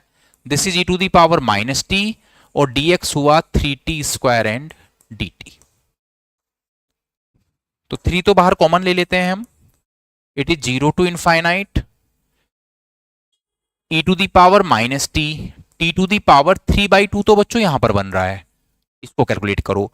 और 2 पावर यहां पर है तो +2 आपको यहां से मिलेगा, यानी कि इंटीग्रल में बनकर आया हमारे पास 3 integral 0 to infinite e⁻−t t⁻7/2 and dt। But अगर मैं गामा फंक्शन को t की फॉर्म में लिखूं तो फॉर्मूला ये बनना चाहिए, gamma n equals integral 0 to infinity e⁻−t t⁻n-1 और dt। देखना जरा मैच हो रहा है क्या, e⁻−t t भी मिल रहा है, dt भी, पर यहां पर n-1 नहीं है, तो वो n-1 बनाने के लिए आप यहां पर +1 एंड -1 कर दें। ठीक है, अब बताओ किस चीज का फॉर्मूला बनाए। अगर n है तो गामा n का फॉर्मूला बना, -1 के अलावा जो भी है उसी चीज का गामा हो जाता है। तो यहां पर -1 है, -1 के अलावा 7/2 +1 है, 9/2 भी लिख सकते हैं। फाइनली ये बना गामा 7/2 +1। अब इसको सोल्व करना सीखो। सोल्व कैसे करते थे, जैसे 9/2 होता तो 7/2, देखिए चलो कभी आप कंफ्यूज हो जाओ, मैं थोड़ा सा और डिटेल में चला जाता हूं। ये बना हमारे पास 0 to infinity e⁻−t t⁻9/2 -1 and dt।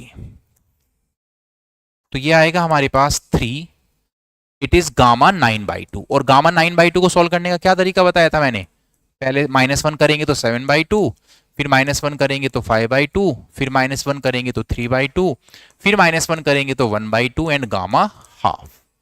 तो कैलकुलेशन कितना बनकर आया, 16 तो डिवाइड में आया।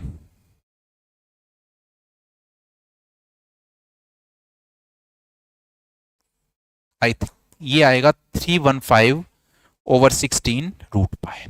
तो दो तरह के क्वेश्चंस बनते थे इस टॉपिक से, वो हमने आपको बता दिए हैं। अब हम नेक्स्ट टॉपिक पर आते हैं बच्चों, जो है बीटा फंक्शन।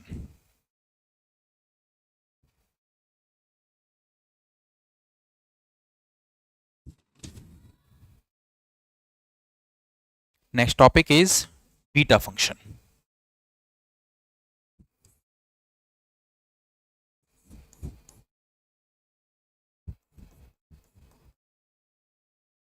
दो फॉर्म होती है बीटा फंक्शन की, पहले मेन डेफिनेशन वाली फॉर्म देख लेते हैं, फिर चेंज होके क्या बनता है वो देख लेते हैं। तो बीटा फंक्शन की डेफिनेशन क्या है वो देखो बच्चों।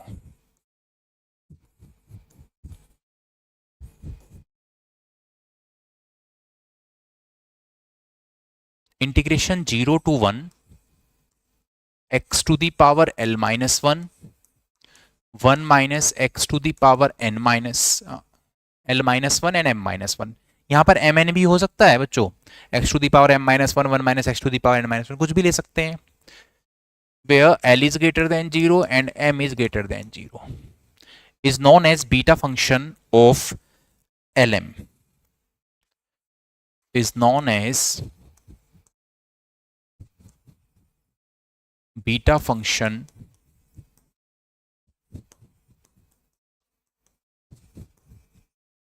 of lm and denoted by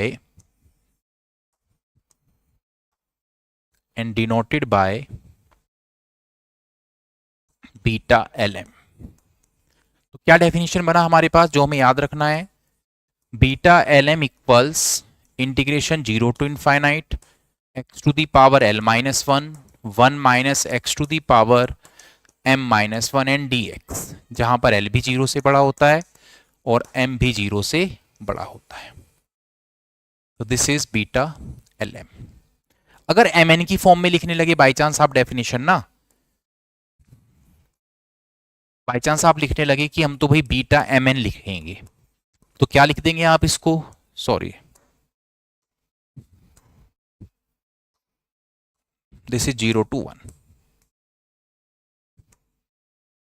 beta mn। तो ये क्या होगा, integral 0 to 1 x to the power m minus 1 1 minus x to the power n minus 1 and dx, जहां पर m is greater than 0 and n is greater than, कोई भी दोनों में से यूज कर लें, इससे तो कोई फर्क पड़ने वाला नहीं है। ठीक है बच्चों, नेक्स्ट है हमारे पास relation between beta and gamma function.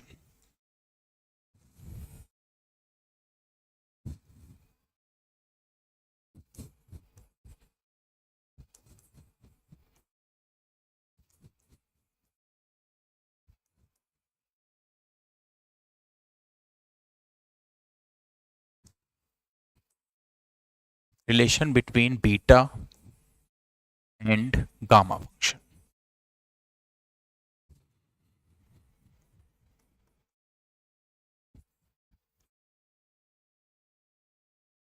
तो बीटा और गामा फंक्शन के बीच में अगर आपको रिलेशन बनाना है तो ये होता है बच्चों beta mn equals gamma m, ये काफी यूज होने वाला है आगे, gamma n over gamma m plus n।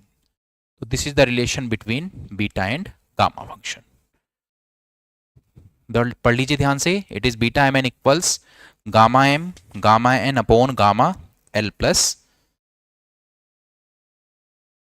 m plus n। Question है हमारे पास, प्रूव दैट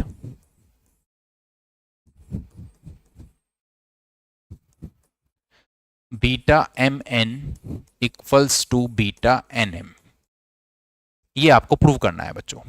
ठीक है, तो अगर हम बीटा mn लेकर चलते हैं तो क्या डेफिनेशन लिखोगे आप इसकी, integral 0 to 1 x to the power m minus 1 1 minus x to the power n minus 1 and dx। ये तो डेफिनेशन अभी मैंने बताया है। अब मैं क्या करता हूं बच्चों, यहाँ पे एक चेंज करने वाला हूं। हम जब 12th में थे हमने प्रॉपर्टी ऑफ डेफिनेट इंटीग्रल में ये पढ़ा था कि नीचे वाली लिमिट 0 अगर होती है तो ऊपर वाली लिमिट से, केवल ऊपर वाली लिमिट से वेरिएबल x को माइनस करके लिखा जा सकता है।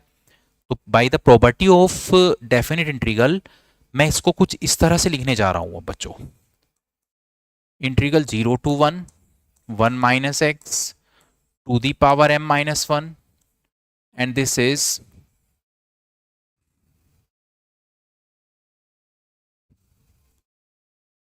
वन माइनस एक्स को मैंने रिप्लेस किया 1 माइनस एक्स से और पावर हुआ यहां पर n माइनस 1।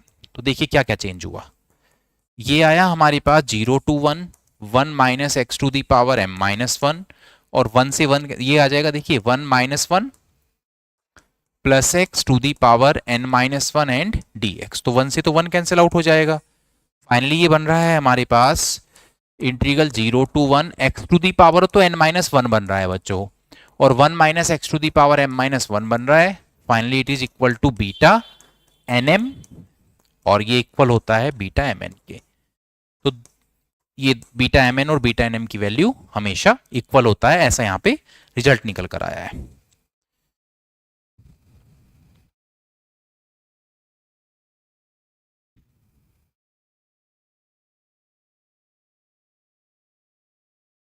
एक और फॉर्म है यहाँ पे बीटा फंक्शन का, उसको भी आप देख लीजिए, इनफाइनाइट की फॉर्म में होता है वो, another form of beta function.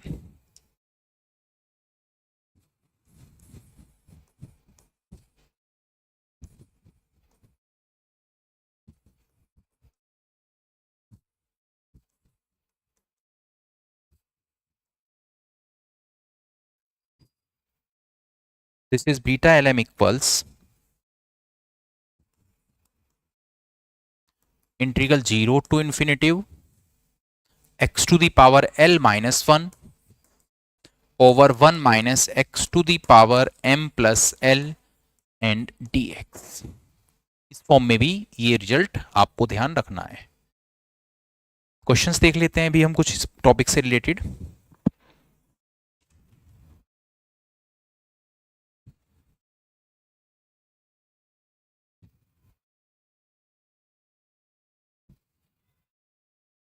देखिए बच्चों, क्वेश्चन है हमारे पास, find integral 0 to infinite x to the power 8 1 minus x to the power 6 over 1 plus x to the power 24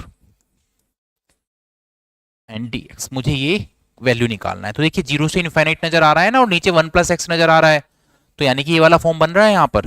पहले मल्टीप्लाई कर लो, it is 0 to infinite x to the power 8 1 minus x to the power 6 over 1 plus x to the power 24 and dx। It is equal to integral 0 to infinitive x to the power 8 minus x to the power 14 over 1 plus x to the power 24 and dx। इसको separate कर लेते हैं बच्चों। Integration 0 to infinitive x to the power 8 upon 1 plus x to the power 24 and minus integral 0 to infinitive x to the power 14 upon 1 plus x to the power 24 and dx। एक बार जरा formula देखो जिससे मैं match कराने वाला हूं। इस वाले फॉर्मूले की हेल्प से सॉल्व कर रहा हूं। तो पहले तो ऊपर l माइनस 1 होना चाहिए, यानी कि -1 बनाना पड़ेगा, और नीचे m प्लस l हमें मिल जाएगा। तो -1 अगर मुझे ऊपर बनाना है तो इसको मैं बनाऊंगा बच्चों 9 माइनस 1। तो डिवाइड में क्या आ जाएगा आपके पास, 15 प्लस 9 आ जाएगा ना भाई। l तो आपका 9 हुआ, m आपका 15 हो जाएगा, जब भी तो 24 बनेगा। माइनस इंटीग्रल 0 टू इन्फिनिटिव, इसको हम लिखने वाले हैं 15 माइनस 1, और ये हो जाएगा 1 plus x and this is 9 plus 15 and dx। तो ये तो देखिए बीटा एलएम बना, यानी कि इसको तो आप लिखेंगे बीटा 9,15 और ये बनेगा आपके पास बीटा 15,9। बट अभी मैंने एक रिजल्ट सॉल्व कराया था जिसमें मैंने कहा था कि बीटा एम एन और बीटा एन एम इक्वल होता है, यानी कि 15,9 को भी हम 915 लिख सकते हैं। Finally this is 0। कई बार हमें गामा हाफ का रिजल्ट भी प्रूव करने के लिए बच्चों आ जाता है। तो गामा हाफ का रिजल्ट प्रूव करने से पहले आपको एक प्रॉपर्टी यहां पर याद रखना है, ये है integration 0 to pi by 2 sine to the power p theta cos to the power q theta d theta equals gamma p plus 1 by 2 gamma q plus 1 by 2 over 2 gamma p plus q plus 2 by 2। ये result हमें यहां पर ध्यान रखना है बच्चों। चलिए अब हम फाइंड आउट करते हैं गामा हाफ की वैल्यू। Find gamma half. तो ऊपर जो रिजल्ट लिखा है यहां से स्टार्ट करता हूं मैं। We have integration 0 to pi by 2 sine to the power p theta cos to the power q theta d theta equals gamma p plus 1/2 gamma q plus 1/2 over 2 gamma p plus q plus 2/2। अब आप यहां पर replace करेंगे, put करेंगे आप p equals to 0 and q equals to 0। तो ये आएगा बच्चों 0 to π/2 sine to the power 0 थीटा cos टू दी पावर 0 थीटा and d theta equals to gamma half हो जाएगा बच्चों। p की जगह पर भी 0 पुट किया आपने, q की जगह पर भी 0 पुट किया और यहां पर 2/2 होगा। साइन टू दी पावर 0 भी 1 होता है बच्चों, cos टू दी पावर 0 भी 1 होगा। तो ये हमारे पास रह जाएगा केवल d theta and it is equal to, देखिए 2 से 2 कैंसिल आउट होगा, गामा 1 तो 1 होता है, ऊपर बन रहा है गामा हाफ का स्क्वायर, ये बन रहा है बच्चों फाइनली। यहां पर जब आप इंटीग्रल करेंगे तो ये आएगा थीटा और लिमिट है हमारी 0 to π/2, it is 1/2 and gamma half square. पहले तो अपर लिमिट पुट करो, फिर लोअर लिमिट पुट करेंगे आप, तो क्या बनने वाला है 1/2 and this is gamma half square. अब ध्यान से देखो बच्चों, आपको 2 से 2 कैंसिल आउट होता नजर आएगा, ये है π/2 equals 1/2 and gamma half square, 2 से 2 कैंसिल आउट हुआ, फाइनली गामा हाफ की जो वैल्यू मुझे बनती नजर आ रही है it is equal to √π। Okay,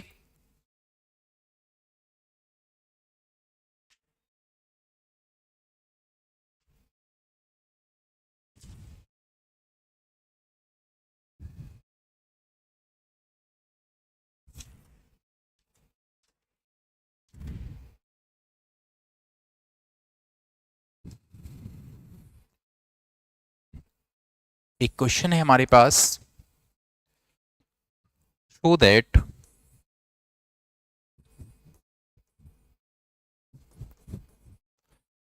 beta LM, beta L plus M and N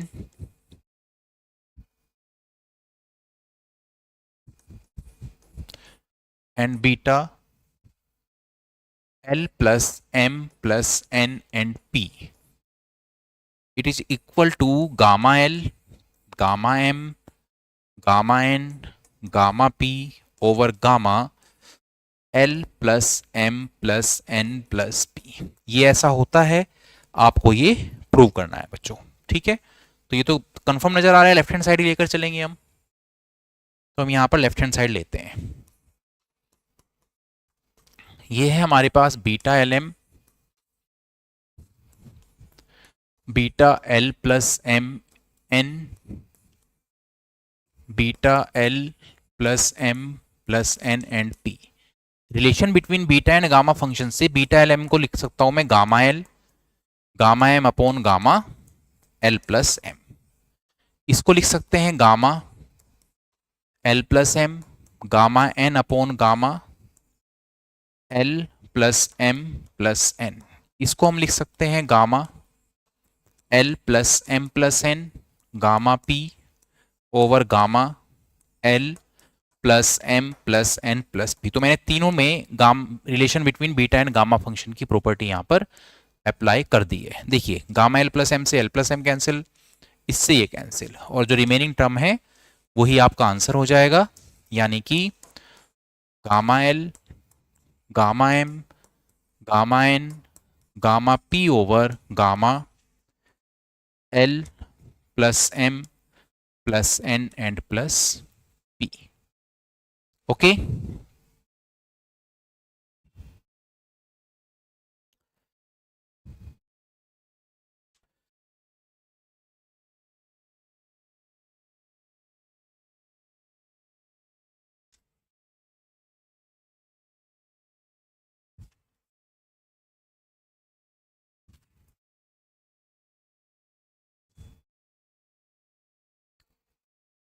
चलिए एक क्वेश्चन देखते हैं अब यहां पर, evaluate integration 0 to 1 x to the power 4 1 minus root x to the power 5 and d x. ठीक है, तो पहले बीटा एम एन का फॉर्मूला बता देते हैं यहां पर ना। जो मैंने आपको बीटा एम एन का फॉर्मूला लिखाया था ये था integral 0 to 1 x to the power m minus 1 1 minus x to the power n minus 1 और डी एक्स। ठीक है, ये मैच हो सकता था अगर यहां पर रूट ना होता, तो यहां से चेंज करना स्टार्ट करो आप। सबसे पहले आप क्या करें कि रूट एक्स को आपने टी लेट किया, तो एक्स आपका आ जाएगा बच्चों टी स्क्वायर और डी एक्स आ जाएगा बच्चों 2t and D T. Limit पर तो कोई फर्क पड़ेगा नहीं। तो देखिए जो इक्वेशन चेंज हो जाएगी आपकी इंटीग्रल 0 to 1 एक्स की वैल्यू टी स्क्वायर है, तो एक्स टू दी पावर 4 कितना हो जाएगा, टी टू दी पावर 8 हो जाएगा, 1 माइनस टी एंड पावर 5 और dx है बच्चों 2t एंड dt। 2 हम कॉमन ले लेते हैं, फाइनली ये हुआ t to the power 9 1 minus t to the power 5 and dt। अब आप इसको m माइनस 1 और n माइनस 1 की फॉर्म में पहले चेंज करें, तो ये बनेगा 0 to 1 t to the power 10 minus 1 and 1 minus t to the power 6 minus 1 and dt। तो क्या फॉर्मूला बना ये, बीटा 10, 6 का फॉर्मूला बना बच्चों ये। दिस इज बीटा 10 and 6, ये रिजल्ट बनकर आया है बच्चों ये। अब इसको गामा में चेंज करते हैं, ये हो जाएगा गामा 10 गामा 6 अपॉन गामा 10 + 6। और मैंने आपको बताया था गामा जो होता है फैक्टोरियल गामा से एक कम होता है, मिनटू से ऊपर मैं लिख सकता हूं 9 फैक्टोरियल इंटू 6 फैक्टोरियल और डिवाइड में 15 फैक्टोरियल हो जाएगा। 10 + 6 यानी कि 16 गामा, और 16 गामा का मतलब एक कम करेंगे तो 15 फैक्टोरियल आएगा। थोड़ा सा कैलकुलेशन कर लेते हैं।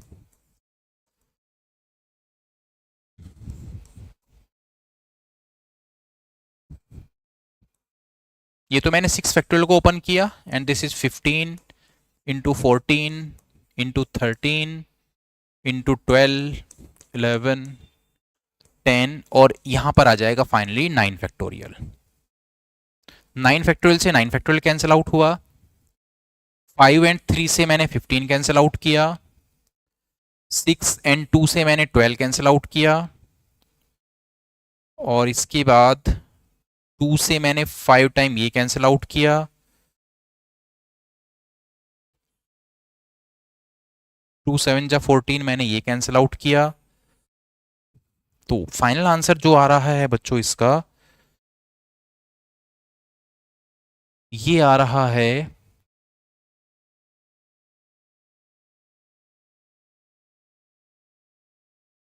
1/15 015। ठीक है, अच्छा फैक्टोरियल यहां पर ये फैक्टोरियल 5 आएगा।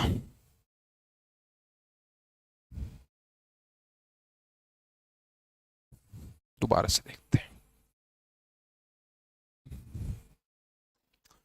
ये बनेगा आपके पास 2 into 9 factorial into 5 into 4 into 3 into 2 into 1/15 into 14 13 12 11 10 and 9 factorial.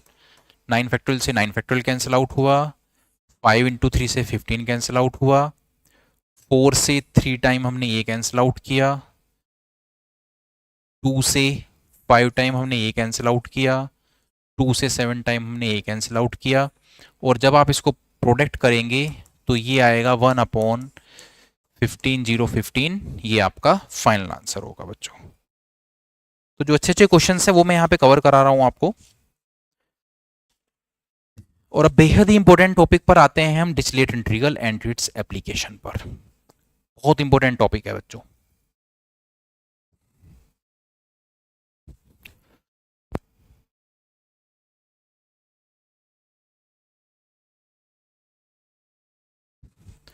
Dirichlet integral and its application, ये हमारा टॉपिक होने वाला है अब।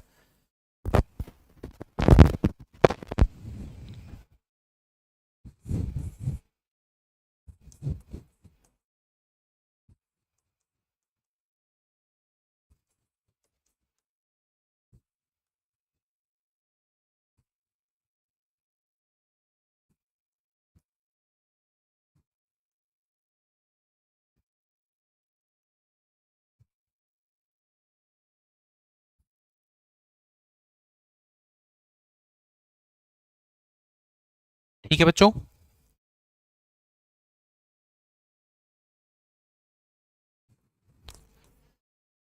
If L, M, N are all positive,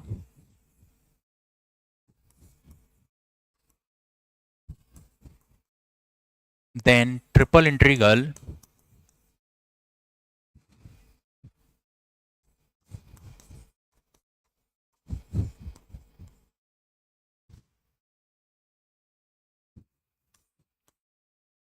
x to the power L minus 1, y to the power m minus 1, z to the power n minus 1 dx, dy and dz, ये होता है बच्चों gamma l, gamma m, gamma n over gamma l plus m plus n. This is the Dirichlet integral जहां पे l m n आपको x y z की power से मिलते हैं। Where V is the region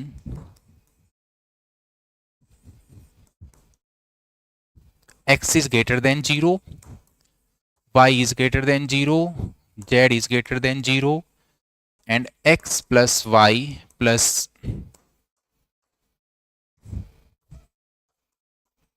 is less than 1। ये condition आपकी boundary conditions होती हैं बच्चों। This is your boundary condition. तो मेन क्या है, हमें इस इंटीग्रल का फॉर्मूला बनाने के लिए हमें पहले ये कंडीशन मैच करानी होती है।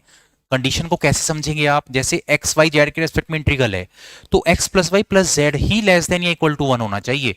अगर x square y square z square तो समझो वेरिएबल आपको तुरंत चेंज करना पड़ेगा। मैं क्वेश्चन की हेल्प से समझाता हूं बच्चों आपको। देखो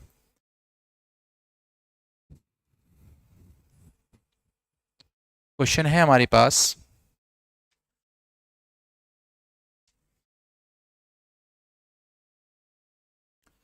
use Dirichlet integral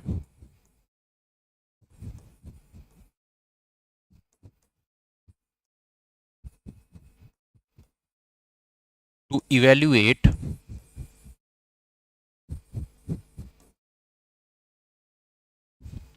triple integral x y z dx dy dz।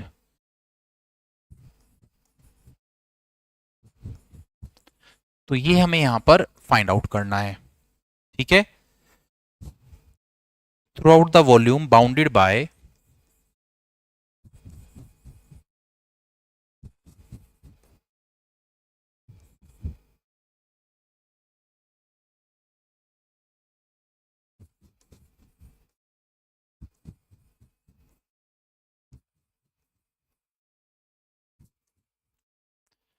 x equals to 0, y equals to 0, z equals to 0। तो ये तो बाउंड्री कंडीशंस होती ही है, मैच हो रही है हमारी। एंड बेसिक हमें यहां देखना होता है। अब देखिए यहां पर तो x plus y plus z equals to 1 है, यानी कि इस क्वेश्चन में मुझे कुछ भी चेंज करने की जरूरत नहीं है, सीधा फॉर्मूले को मैच कराऊंगा और रिजल्ट निकल कर आएगा। अब देखिए सॉल्यूशन क्या बनने वाला है।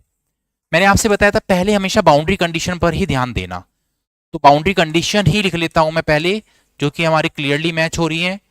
y equals to 0, z equals to 0 and x plus y plus z equals to 1, ठीक है। अब हम यहां पर इंटीग्रल लिखते हैं बच्चों, this is x y z d x d y d z. अब देखिए डिरिचलेट इंटीग्रल हमें क्या कहता है कि x की पावर l माइनस 1 होना चाहिए, y to the power m minus 1 होना चाहिए और z to the power n minus 1। x to the power l minus 1 होना चाहिए, y to the power m minus 1, z to the power n minus 1। तो यहां पर एक कमी है बस कि ये l माइनस 1, m माइनस 1 और n माइनस 1 की फॉर्म में नहीं है। तो पहले उस फॉर्म में चेंज करते हैं, उसके बाद आगे का सॉल्यूशन फाइंड आउट करते हैं। तो फॉर्म में कैसे चेंज करेंगे बच्चों, x टू दी पावर 1 है तो माइनस 1 बनाने के लिए पावर में मैं 2 माइनस 1 लिख देता हूं, y टू दी पावर को भी 2 माइनस 1 और z टू दी पावर को भी 2 माइनस 1, तीनों सेम ही तो बात है। And this is dx dy dz। और अब आप यहां से डिरिचलेट इंटीग्रल सीधा सीधा अप्लाई कर सकते हैं। ये आएगा आपके पास gamma 2 gamma 2 gamma 2 gamma l gamma m gamma n upon gamma l plus m plus n plus 1। देखिए गामा 2 का मतलब होता है 1 फैक्टोरियल, फैक्टोरियल में कम हो जाता है ना गामा, तो 1 फैक्टोरियल ये बना, 1 फैक्टोरियल ये बना, 1 फैक्टोरियल ये बना। ये कितना बन रहा है, 7 बन रहा है, यानी कि हो जाएगा 6 फैक्टोरियल। तो 1 upon 6 factorial, I think 1 upon 720, ये इसका फाइनल आंसर निकल कर आने वाला है बच्चों। देखो ये बात आपको समझ में आती है क्या? Confirm everyone?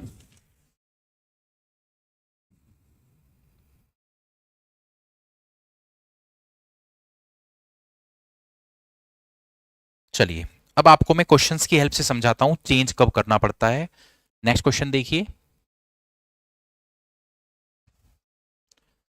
नेक्स्ट क्वेश्चन है हमारे पास, find the mass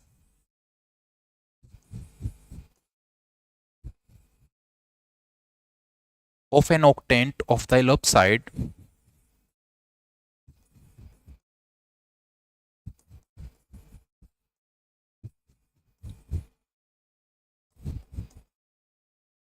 ellipsoid x square upon a square plus y square upon b square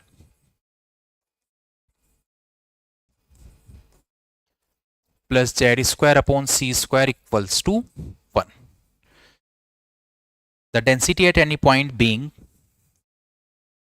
the density at any point being rho equals k x y z. ये आपको यहां पर density दिया है बच्चों, ठीक है। तो सबसे पहले तो हमें ये पता होना चाहिए कि मास क्या होता है। मास होता है बच्चों वॉल्यूम इनटू डेंसिटी। मास इक्वल्स होता है वॉल्यूम इनटू डेंसिटी। कई बार एरिया भी मिल जाता है तो एरिया इनटू डेंसिटी भी कर देना। अब वॉल्यूम को तो हम बोलते हैं ट्रिपल इंटीग्रल। इंटीग्रल में यही तो होता है volume, triple integration with respect to x y z. और डेंसिटी यहां पर कितना है, रो है। रो की वैल्यू रिप्लेस कर दो। तो फाइनली जो मास मुझे फाइंड आउट करना है उसके लिए हमने यहां पे फॉर्मूला कंस्ट्रक्ट कर दिया है। It is k x y z and d x d y d z. Rho की वैल्यू जो क्वेश्चन में गिवन था वो यहां पर मैंने पुट कर दिया है। अब कंडीशन देखते हैं कौन सा सरफेस के लिए बात कर रहा है। ये कर रहा है find the mass of an octant of the ellipsoid. ये है x square upon a square plus y square upon b square plus z square upon c square equals to 1। अब ध्यान देना फर्स्ट ऑक्टेंट में है। फर्स्ट ऑक्टेंट में होने का मतलब एक्स भी 0 से बड़ा, वाई भी 0 से बड़ा और जेड भी 0 से बड़ा। और x square over a square plus y square over b square plus z square over c square equals to हमारे पास है 1, ठीक है। तो x भी 0 से बड़ा है बच्चों, y भी और z भी। फर्स्ट ऑक्टेंट में तो 0 से बड़ा ही होगा ना, पॉजिटिव रहता है वो तो।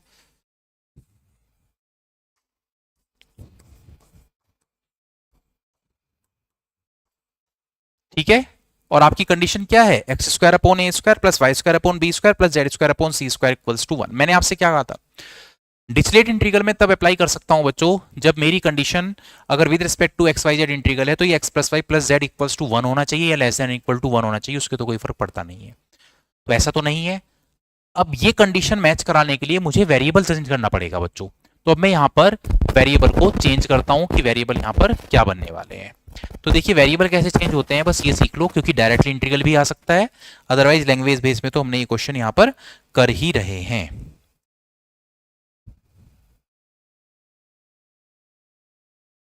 ठीक है, देखिए बच्चों वेरिएबल कैसे चेंज करना है वो समझो। आप लेट करें कि x square upon a square equals to u है, y square upon b square equals to v है, z square upon c square equals to डब्ल्यू है। तो देखो आपकी कंडीशन लीनियर फॉर्म में चेंज हो गई है, u प्लस वी प्लस डब्ल्यू इक्वल्स टू 1।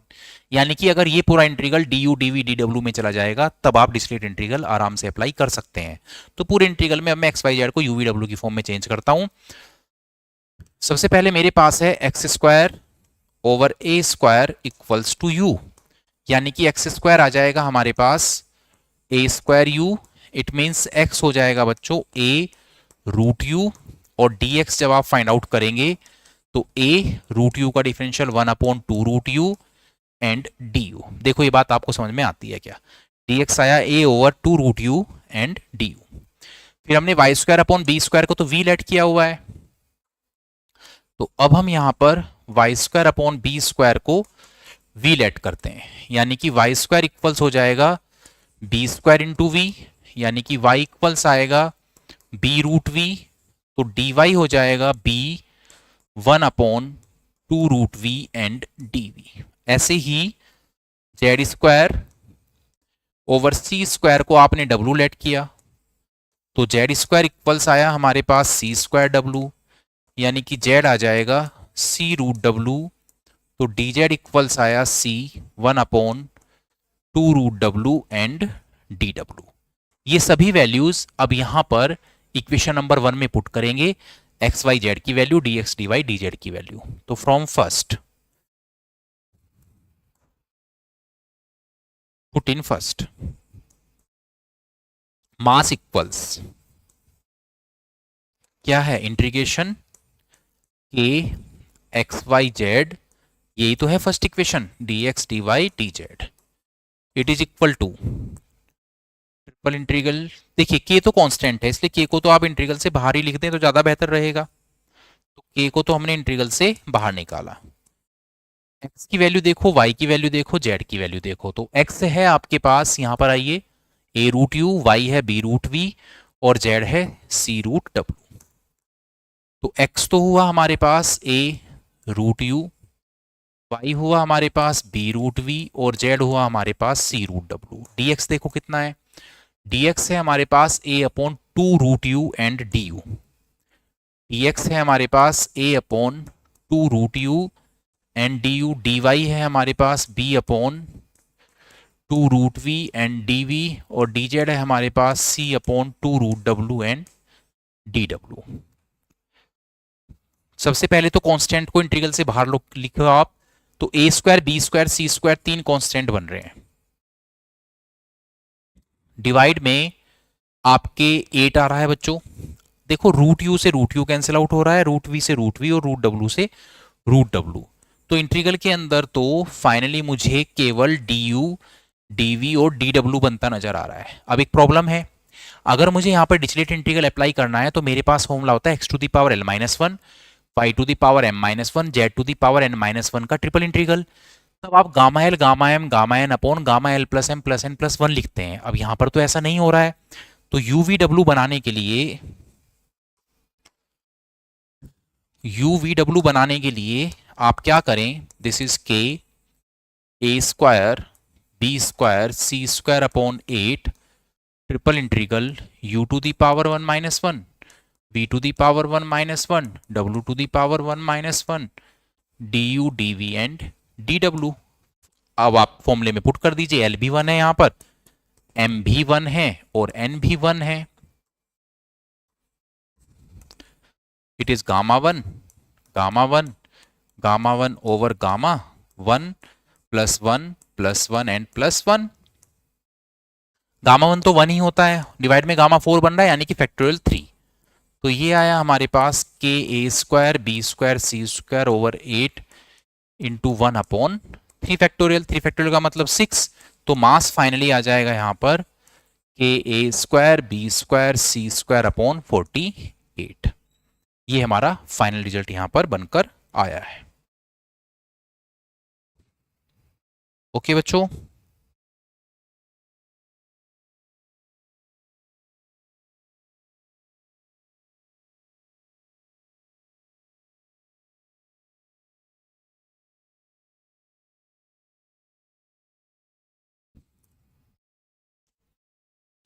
जो भी क्वेश्चन आएगा सेम इसी पैटर्न पे आपको सॉल्व करना है।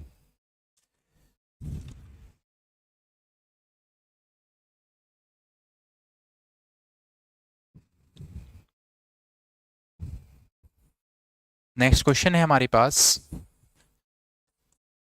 Find the volume of the solid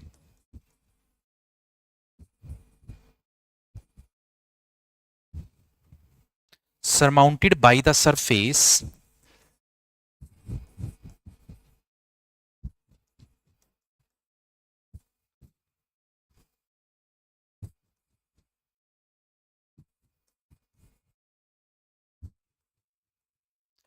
x upon a to the power 2/3 plus y upon b to the power 2/3 plus z upon c to the power 2/3 equals to 1। Volume निकाल, अब ध्यान रखना बच्चों, solid के case में क्या होता है, अगर आप वॉल्यूम ऑफ सॉलिड निकाल रहे हैं तो वॉल्यूम जो होता है उसमें 8 triple integral dx dy dz होता है, 8 का प्रोडक्ट होता है अगर सॉलिड की फॉर्म में वॉल्यूम निकाल रहे हैं। बट उसमें भी एक ध्यान रखना, अगर आपको क्वेश्चन में सॉलिड का वॉल्यूम निकालने के लिए कहता है और फर्स्ट ऑक्टेंट में कहता है, तब 8 से प्रोडक्ट मत करना, तब तो वो 1 ही रह जाएगा ना, ठीक है, तब तो 1 ही रह जाएगा, तो आपका सीधा सीधा triple integral dx dy dz होगा। बट अगर सॉलिड कहता है और पूरा एरिया निकालने के लिए कहता है तो वहां पे 8 से प्रोडक्ट करना, जैसे यहां पर कह रहा है find the volume of the solid surmounted by the, इस सरमाउंटेड सरफेस से बनकर जो सॉलिड बन रहा है उसका वॉल्यूम निकालना है, तो सब कुछ कवर करना है, तो यहां पर 8 dx dy dz होगा वॉल्यूम, बस ये ध्यान रखना है,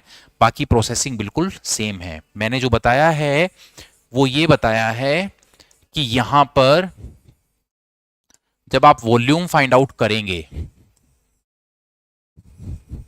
तो ये होगा 8 ट्रिपल इंटीग्रल dx dy और dz, बस ये ध्यान रखना है आपको, ठीक है। तो ये हमारा इक्वेशन नंबर 1 बना बच्चों यहां पर। और अब आपको कंडीशन क्या दिया है, यहां पे कंडीशन है हमारे पास कि x upon a to the power 2/3 plus y over b to the power 2/3 plus z over c to the power 2/3 equals to 1 है। तो मैंने आपसे कहा था कि भाई x plus y plus z की फॉर्म होना चाहिए, तो मेरे लिए तो ये प्रॉब्लम है, तो अब आप इसको पहले UVW में चेंज करेंगे और उसके बाद इसका इंटीग्रल करेंगे। तो आप यहां पर भी यही लेट करने वाले हैं कि x upon a to the power 2/3 equals टू u, यानी कि x अपॉन a आ जाएगा u to the power 2/3, it means x equals आएगा au टू दी पावर 2/3, तो फाइनली dx आ रहा है a इंटू 2/3u पावर 2/3 -1 और du। देखो ये बात समझ में आती है क्या, एक चेंज करना पड़ेगा बच्चों, जब पावर इधर से इधर रिवर्स हो जाता है ना,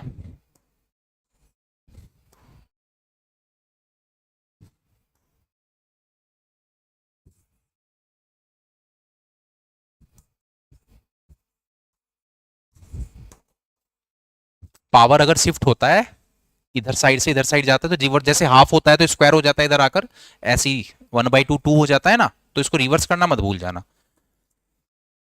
y upon b to the power 2/3 को आपने v लेट किया, मेरा कहने का मतलब ये है कि y अपॉन बी जो होगा वो v टू दी पावर 3/2 होगा, इधर आकर पावर ये 3/2 हो जाएगी, तो y इक्वल्स हो जाएगा b v to the power 3/2, तो dy आएगा आपके पास b 3/2 v to the power 3/2 -1 and dv। ऐसे ही जब आप z upon c to the power 2/3 को w लेट करेंगे तो ये आ जाएगा z upon c equals w to the power 3/2, z equals c w to the power 3/2, dz equals c 3/2 w to the power 3/2 -1 and dw। यहां से आगे अब आप खुद करेंगे, वैल्यू रिप्लेस करना, फॉर्मूला अप्लाई करना, जो आंसर आएगा इसका मैं फाइनली यहां पे लिख देता हूं, it will be 4 pi ABC upon 35, 4 pi ABC upon 30, simple बिल्कुल कैलकुलेशन बनने वाली है पुट करने के बाद, 4 पाई ABC अपॉन 35 ये इसका फाइनल आंसर आने वाला है। नेक्स्ट टॉपिक है हमारे पास बच्चों एक्सटेंशन।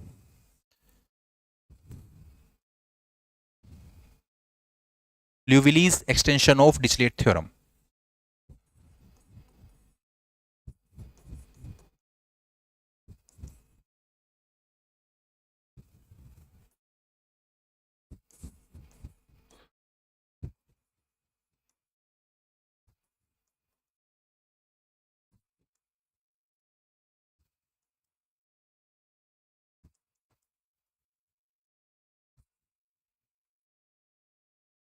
देखिए तो मैथमेटिकल फॉर्मूला क्या बनने वाला है, मैं आपको सीधा सीधा वो बता रहा हूं अब यहां पर,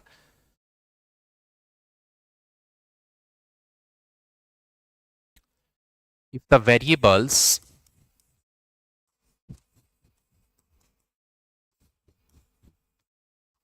x, y, z are all positive, तो हमने कहा एक्स वाई जेड तीनों पॉजिटिव हैं, सच दैट इनकी जो लिमिट है x plus y plus z आपका h1 से h2 के बीच में एग्जिस्ट कर रहा है, then triple integral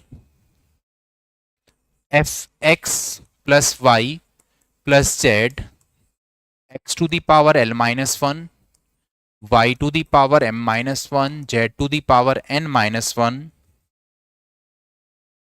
dx dy dz it is equal to, ध्यान से देखना, gamma l, gamma m, gamma n upon gamma l plus m plus n. One plus one नहीं आया है यहां पर, इंटीग्रल की लिमिट h1 टू h2, फिर ये जो आपने x plus y plus z है ना, इसको तो u से रिप्लेस कर देते हैं, और u टू दी पावर होता है बच्चों l plus m plus n minus one and du।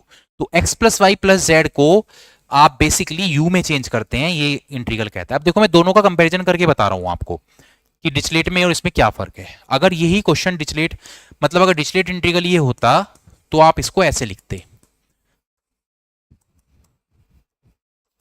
dx dy dz, और फॉर्मूला क्या बनता, gamma l, gamma m, gamma n upon gamma l plus m plus n plus one. तो देखिए फर्क इधर से देख लीजिए, ये तो मैच कर रहा है, बट एक फंक्शन भी आपको मिलने वाला है मल्टीप्लाई में। ये जो फंक्शन होगा आपके पास प्रोडक्ट में, यहां पर ये x plus y plus z की फॉर्म में होगा, डेफिनेटली आपको x plus y plus z की फॉर्म मिलेगा ही मिलेगा। फिर हम चेंज क्या करेंगे, x plus y plus z को तो u में चेंज कर देंगे, यानी कि फंक्शन में वहां पर तो u आ जाएगा, और इंटीग्रल की लिमिट कुछ ना कुछ जरूर गिवन होगा वहां पर, u to the power l plus m plus n minus one, और ये सब चीजें यहां पर ट्रांसफॉर्म हो जाती हैं फिर, ठीक है।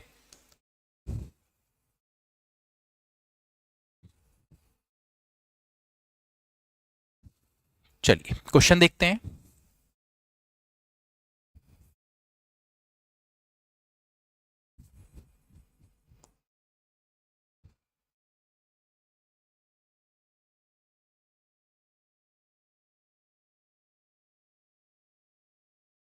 क्वेश्चन है हमारे पास, find the value of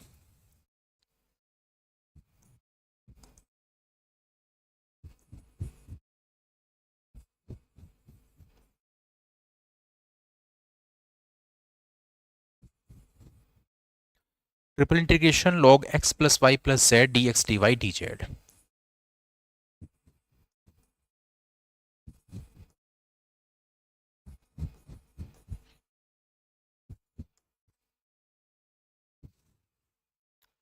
The integral extending over all positive,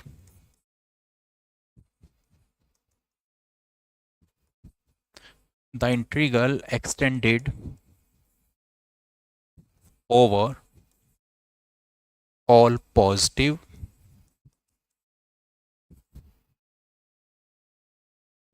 and zero values of x, y, z।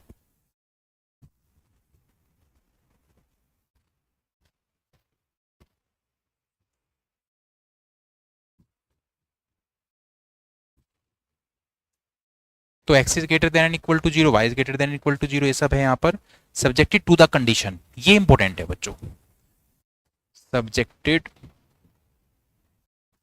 To the condition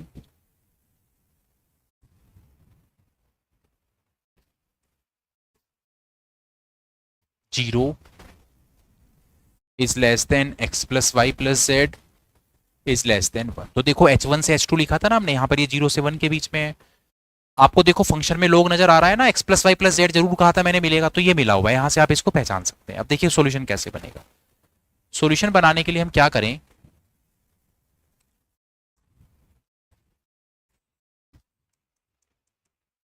जो इंटीग्रल है हमारे पास ये है triple integral log x plus y plus z log x plus y plus z dx dy और dz। सबसे पहले तो देखो भाई, फंक्शन तो मेरे पास है यहाँ पर, ये तो मैंने मान लिया कि x plus y plus z की फॉर्म में एक लोग का फंक्शन मिल चुका है हमें। पर प्रॉब्लम ये है, एक्स वाई जेड की power l minus one m minus one और एम माइनस वन भी तो नहीं है। तो मैंने यहाँ पर एक्स की पावर वन माइनस वन लिया बच्चों, वाई की पावर वन माइनस वन और जेड की power one minus one, d x d y d Z.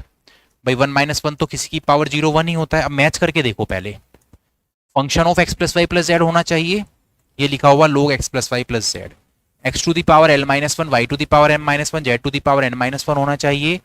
ये रहा आपके पास x to the power one minus one, y to the power भी वन माइनस वन बनाना पड़ा हमें, जेड टू दी पावर भी वन माइनस वन बनाना पड़ा यहाँ पर, यानी कि एल एम एन तीनों आपके वन ही है। अब देखिए चेंज क्या करेंगे, गामा एल यहाँ मतलब गामा वन, ठीक है, divided by gamma l plus m plus N.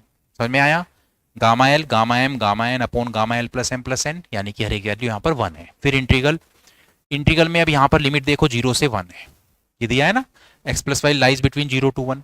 फिर इधर जहां पर x plus y plus z नजर आ रहा है उसको यू से रिप्लेस करो, तो ये बन जाएगा यो log u and u to the power. अब यू टू दी पावर क्या बनता है, l plus n minus one, यानी कि l plus n minus one and d. इस तरह से हमें चेंज करना है। तो फाइनली गामा वन तो वन ही होता है, डिवाइड में गामा थ्री बन रहा है, यानी कि वन अपॉन टू फैक्टोरियल होगा ये। तो ये तो बच्चों वन अपॉन टू मिला मुझे, जीरो टू वन, और यहां से मिल रहा है मुझे लोग यू एंड साथ में है यू स्क्वायर एंड डी। ये हमारा फर्स्ट फंक्शन लिया जाएगा आइलेट के अकॉर्डिंग। ये second, first into second apply करो, फर्स्ट इंटू सेकंड अप्लाई करो, ठीक है। तो क्या आएगा फॉर्मूला, फर्स्ट फंक्शन यानी कि लोग यू ऐसे ही, सेकंड फंक्शन जो कि यू स्क्वायर है उसको आप इंटीग्रल करेंगे, तो u to the power sorry u to the power three upon three हो जाएगा ये।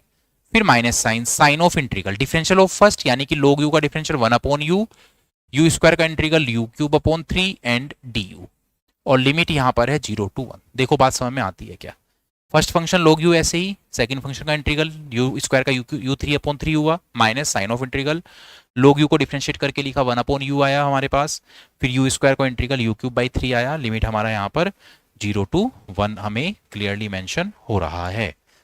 तो ये बना हमारे पास one upon two, one upon three u cube and लोग यू, ये तो कैलकुलेशन में आ ही चुका है। अब यहाँ पर क्या आएगा देखो, यू से यू कैंसिल आउट होकर यू स्क्वायर बचेगा, फिर उसका इंटीग्रल करेंगे तो again u cube by three आएगा, तो ये आया बच्चों u cube by nine and limit is zero to one. पहले अपर लिमिट पुट करते हैं, तो वन अपॉन टू, देखिए जब आप वन पुट करेंगे तो लोग वन आपका जीरो हो जाएगा, माइनस मिलेगा मुझे वन अपॉन नाइन, और जब आप जीरो पुट करेंगे तो ये भी आपका कंप्लीटली जीरो ही होगा। तो फाइनल आंसर जो हमारा आ रहा है it is minus one upon eighteen. तो this is the extension of Dirichlet integral. मुझे उम्मीद है आपको ये यहां से अच्छे समझ में आया होगा। ओके बच्चों, चलिए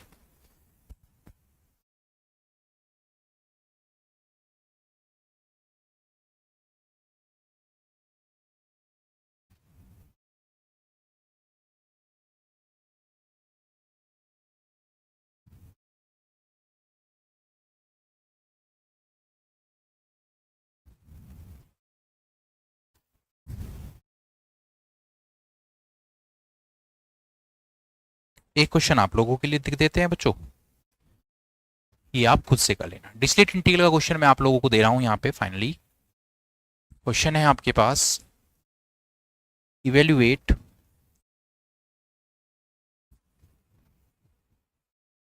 triple integral over the volume v a x square plus b y square plus c z square.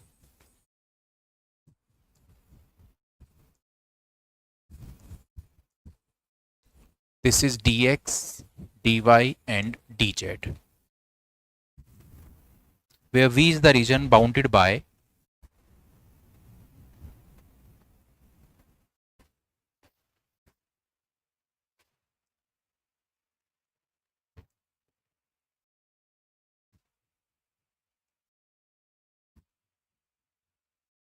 ये डिरिचलेट इंटीग्रल का क्वेश्चन है बच्चों, bounded by x square plus y square plus z square equals to 1। तो ये question आपको खुद से करना है, मैं तरीका बता देता हूं। देखो, एक्स स्क्वायर को यू लेट करेंगे, वाई स्क्वायर को वी लेट करेंगे और जेड स्क्वायर को डब्ल्यू लेट करेंगे।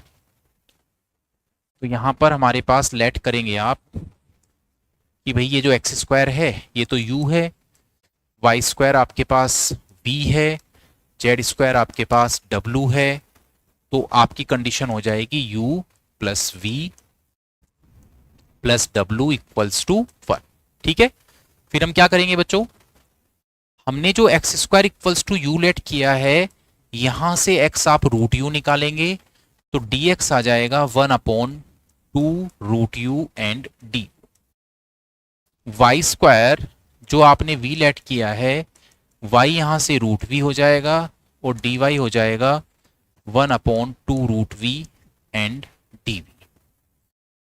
जेड स्क्वायर जो कि यहां पर w है, जेड यहां पर रूट w हो जाएगा और डी जेड हो जाएगा 1/2 रूट w एंड डी डब्ल्यू।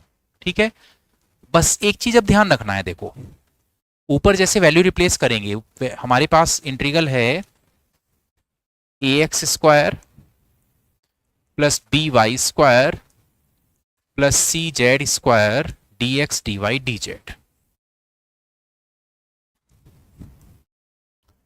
तो आपने यहां पर वैल्यूज रिप्लेस करना स्टार्ट किया। देखो ए एक्स स्क्वायर का मतलब यू है, वाई स्क्वायर का मतलब वी है और जेड स्क्वायर का मतलब डब्ल्यू है। डी एक्स का मतलब 1/2 root u d you, D y का मतलब 1/2 रूट वी डी वी और डी जेड का मतलब 1/2 रूट डब्ल्यू डब्ल्यू। यहां से इन ये जो प्लस है ना इसको 3 पार्ट में ब्रेक कर लेना आप। मतलब ये हुआ कहने का कि जब आप फॉर्मूला अप्लाई करेंगे उससे पहले आप इसमें ये करना बच्चों कि a into you into 1/8 root you root we root W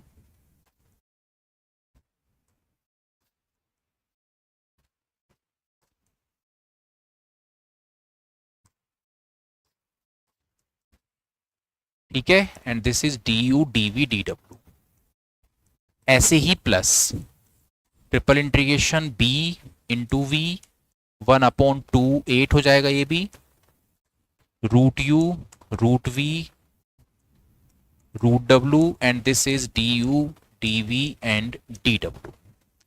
in same manner plus triple integral C W 1/8 root you root we root W and D you d v d डब्ल्यू। तो 3 अलग अलग पार्ट में break करना है, तीनों में अलग अलग में आपको फॉर्मूला अप्लाई करना है। चेंज कर लेना, u to the power l minus one, v to the power m minus one, w to the power n minus one की फॉर्म में चेंज करके सीधा सीधा डिस्क्रीट फॉर्मूला हम यहाँ पर अप्लाई कर देंगे। तो this was your unit number 4 which was multiple integral. मैंने यहाँ पर लगभग जो इंपॉर्टेंट चीजें हैं वो सब कवर कराने का बिल्कुल कोशिश किया है बच्चों। आपको इस वीडियो से डेफिनेटली हेल्प मिलेगा। आप क्वेश्चंस प्रैक्टिस जरूर कीजिए, मैक्सिमम क्वेश्चंस प्रैक्टिस करो, उसी से ही आपको बेनिफिट मिल सकता है। यहाँ से भी आपको सपोर्टिव फॉर्म में बहुत अच्छा बेनिफिट बच्चों मिल जाएगा अगर आप पूरा वीडियो ध्यान से देखते हैं। आप लोगों को एग्जाम के लिए बहुत बहुत शुभकामनाएं, जेईसी टीम की तरफ से आपको बहुत बहुत शुभकामनाएं। आपके एग्जाम बहुत अच्छे जाएं ऐसी हम उम्मीद करते हैं बच्चों। शुभकामनाएं आपको देते हैं, आपके एग्जाम बहुत अच्छे जाएं। Thank you very much. जय हिंद।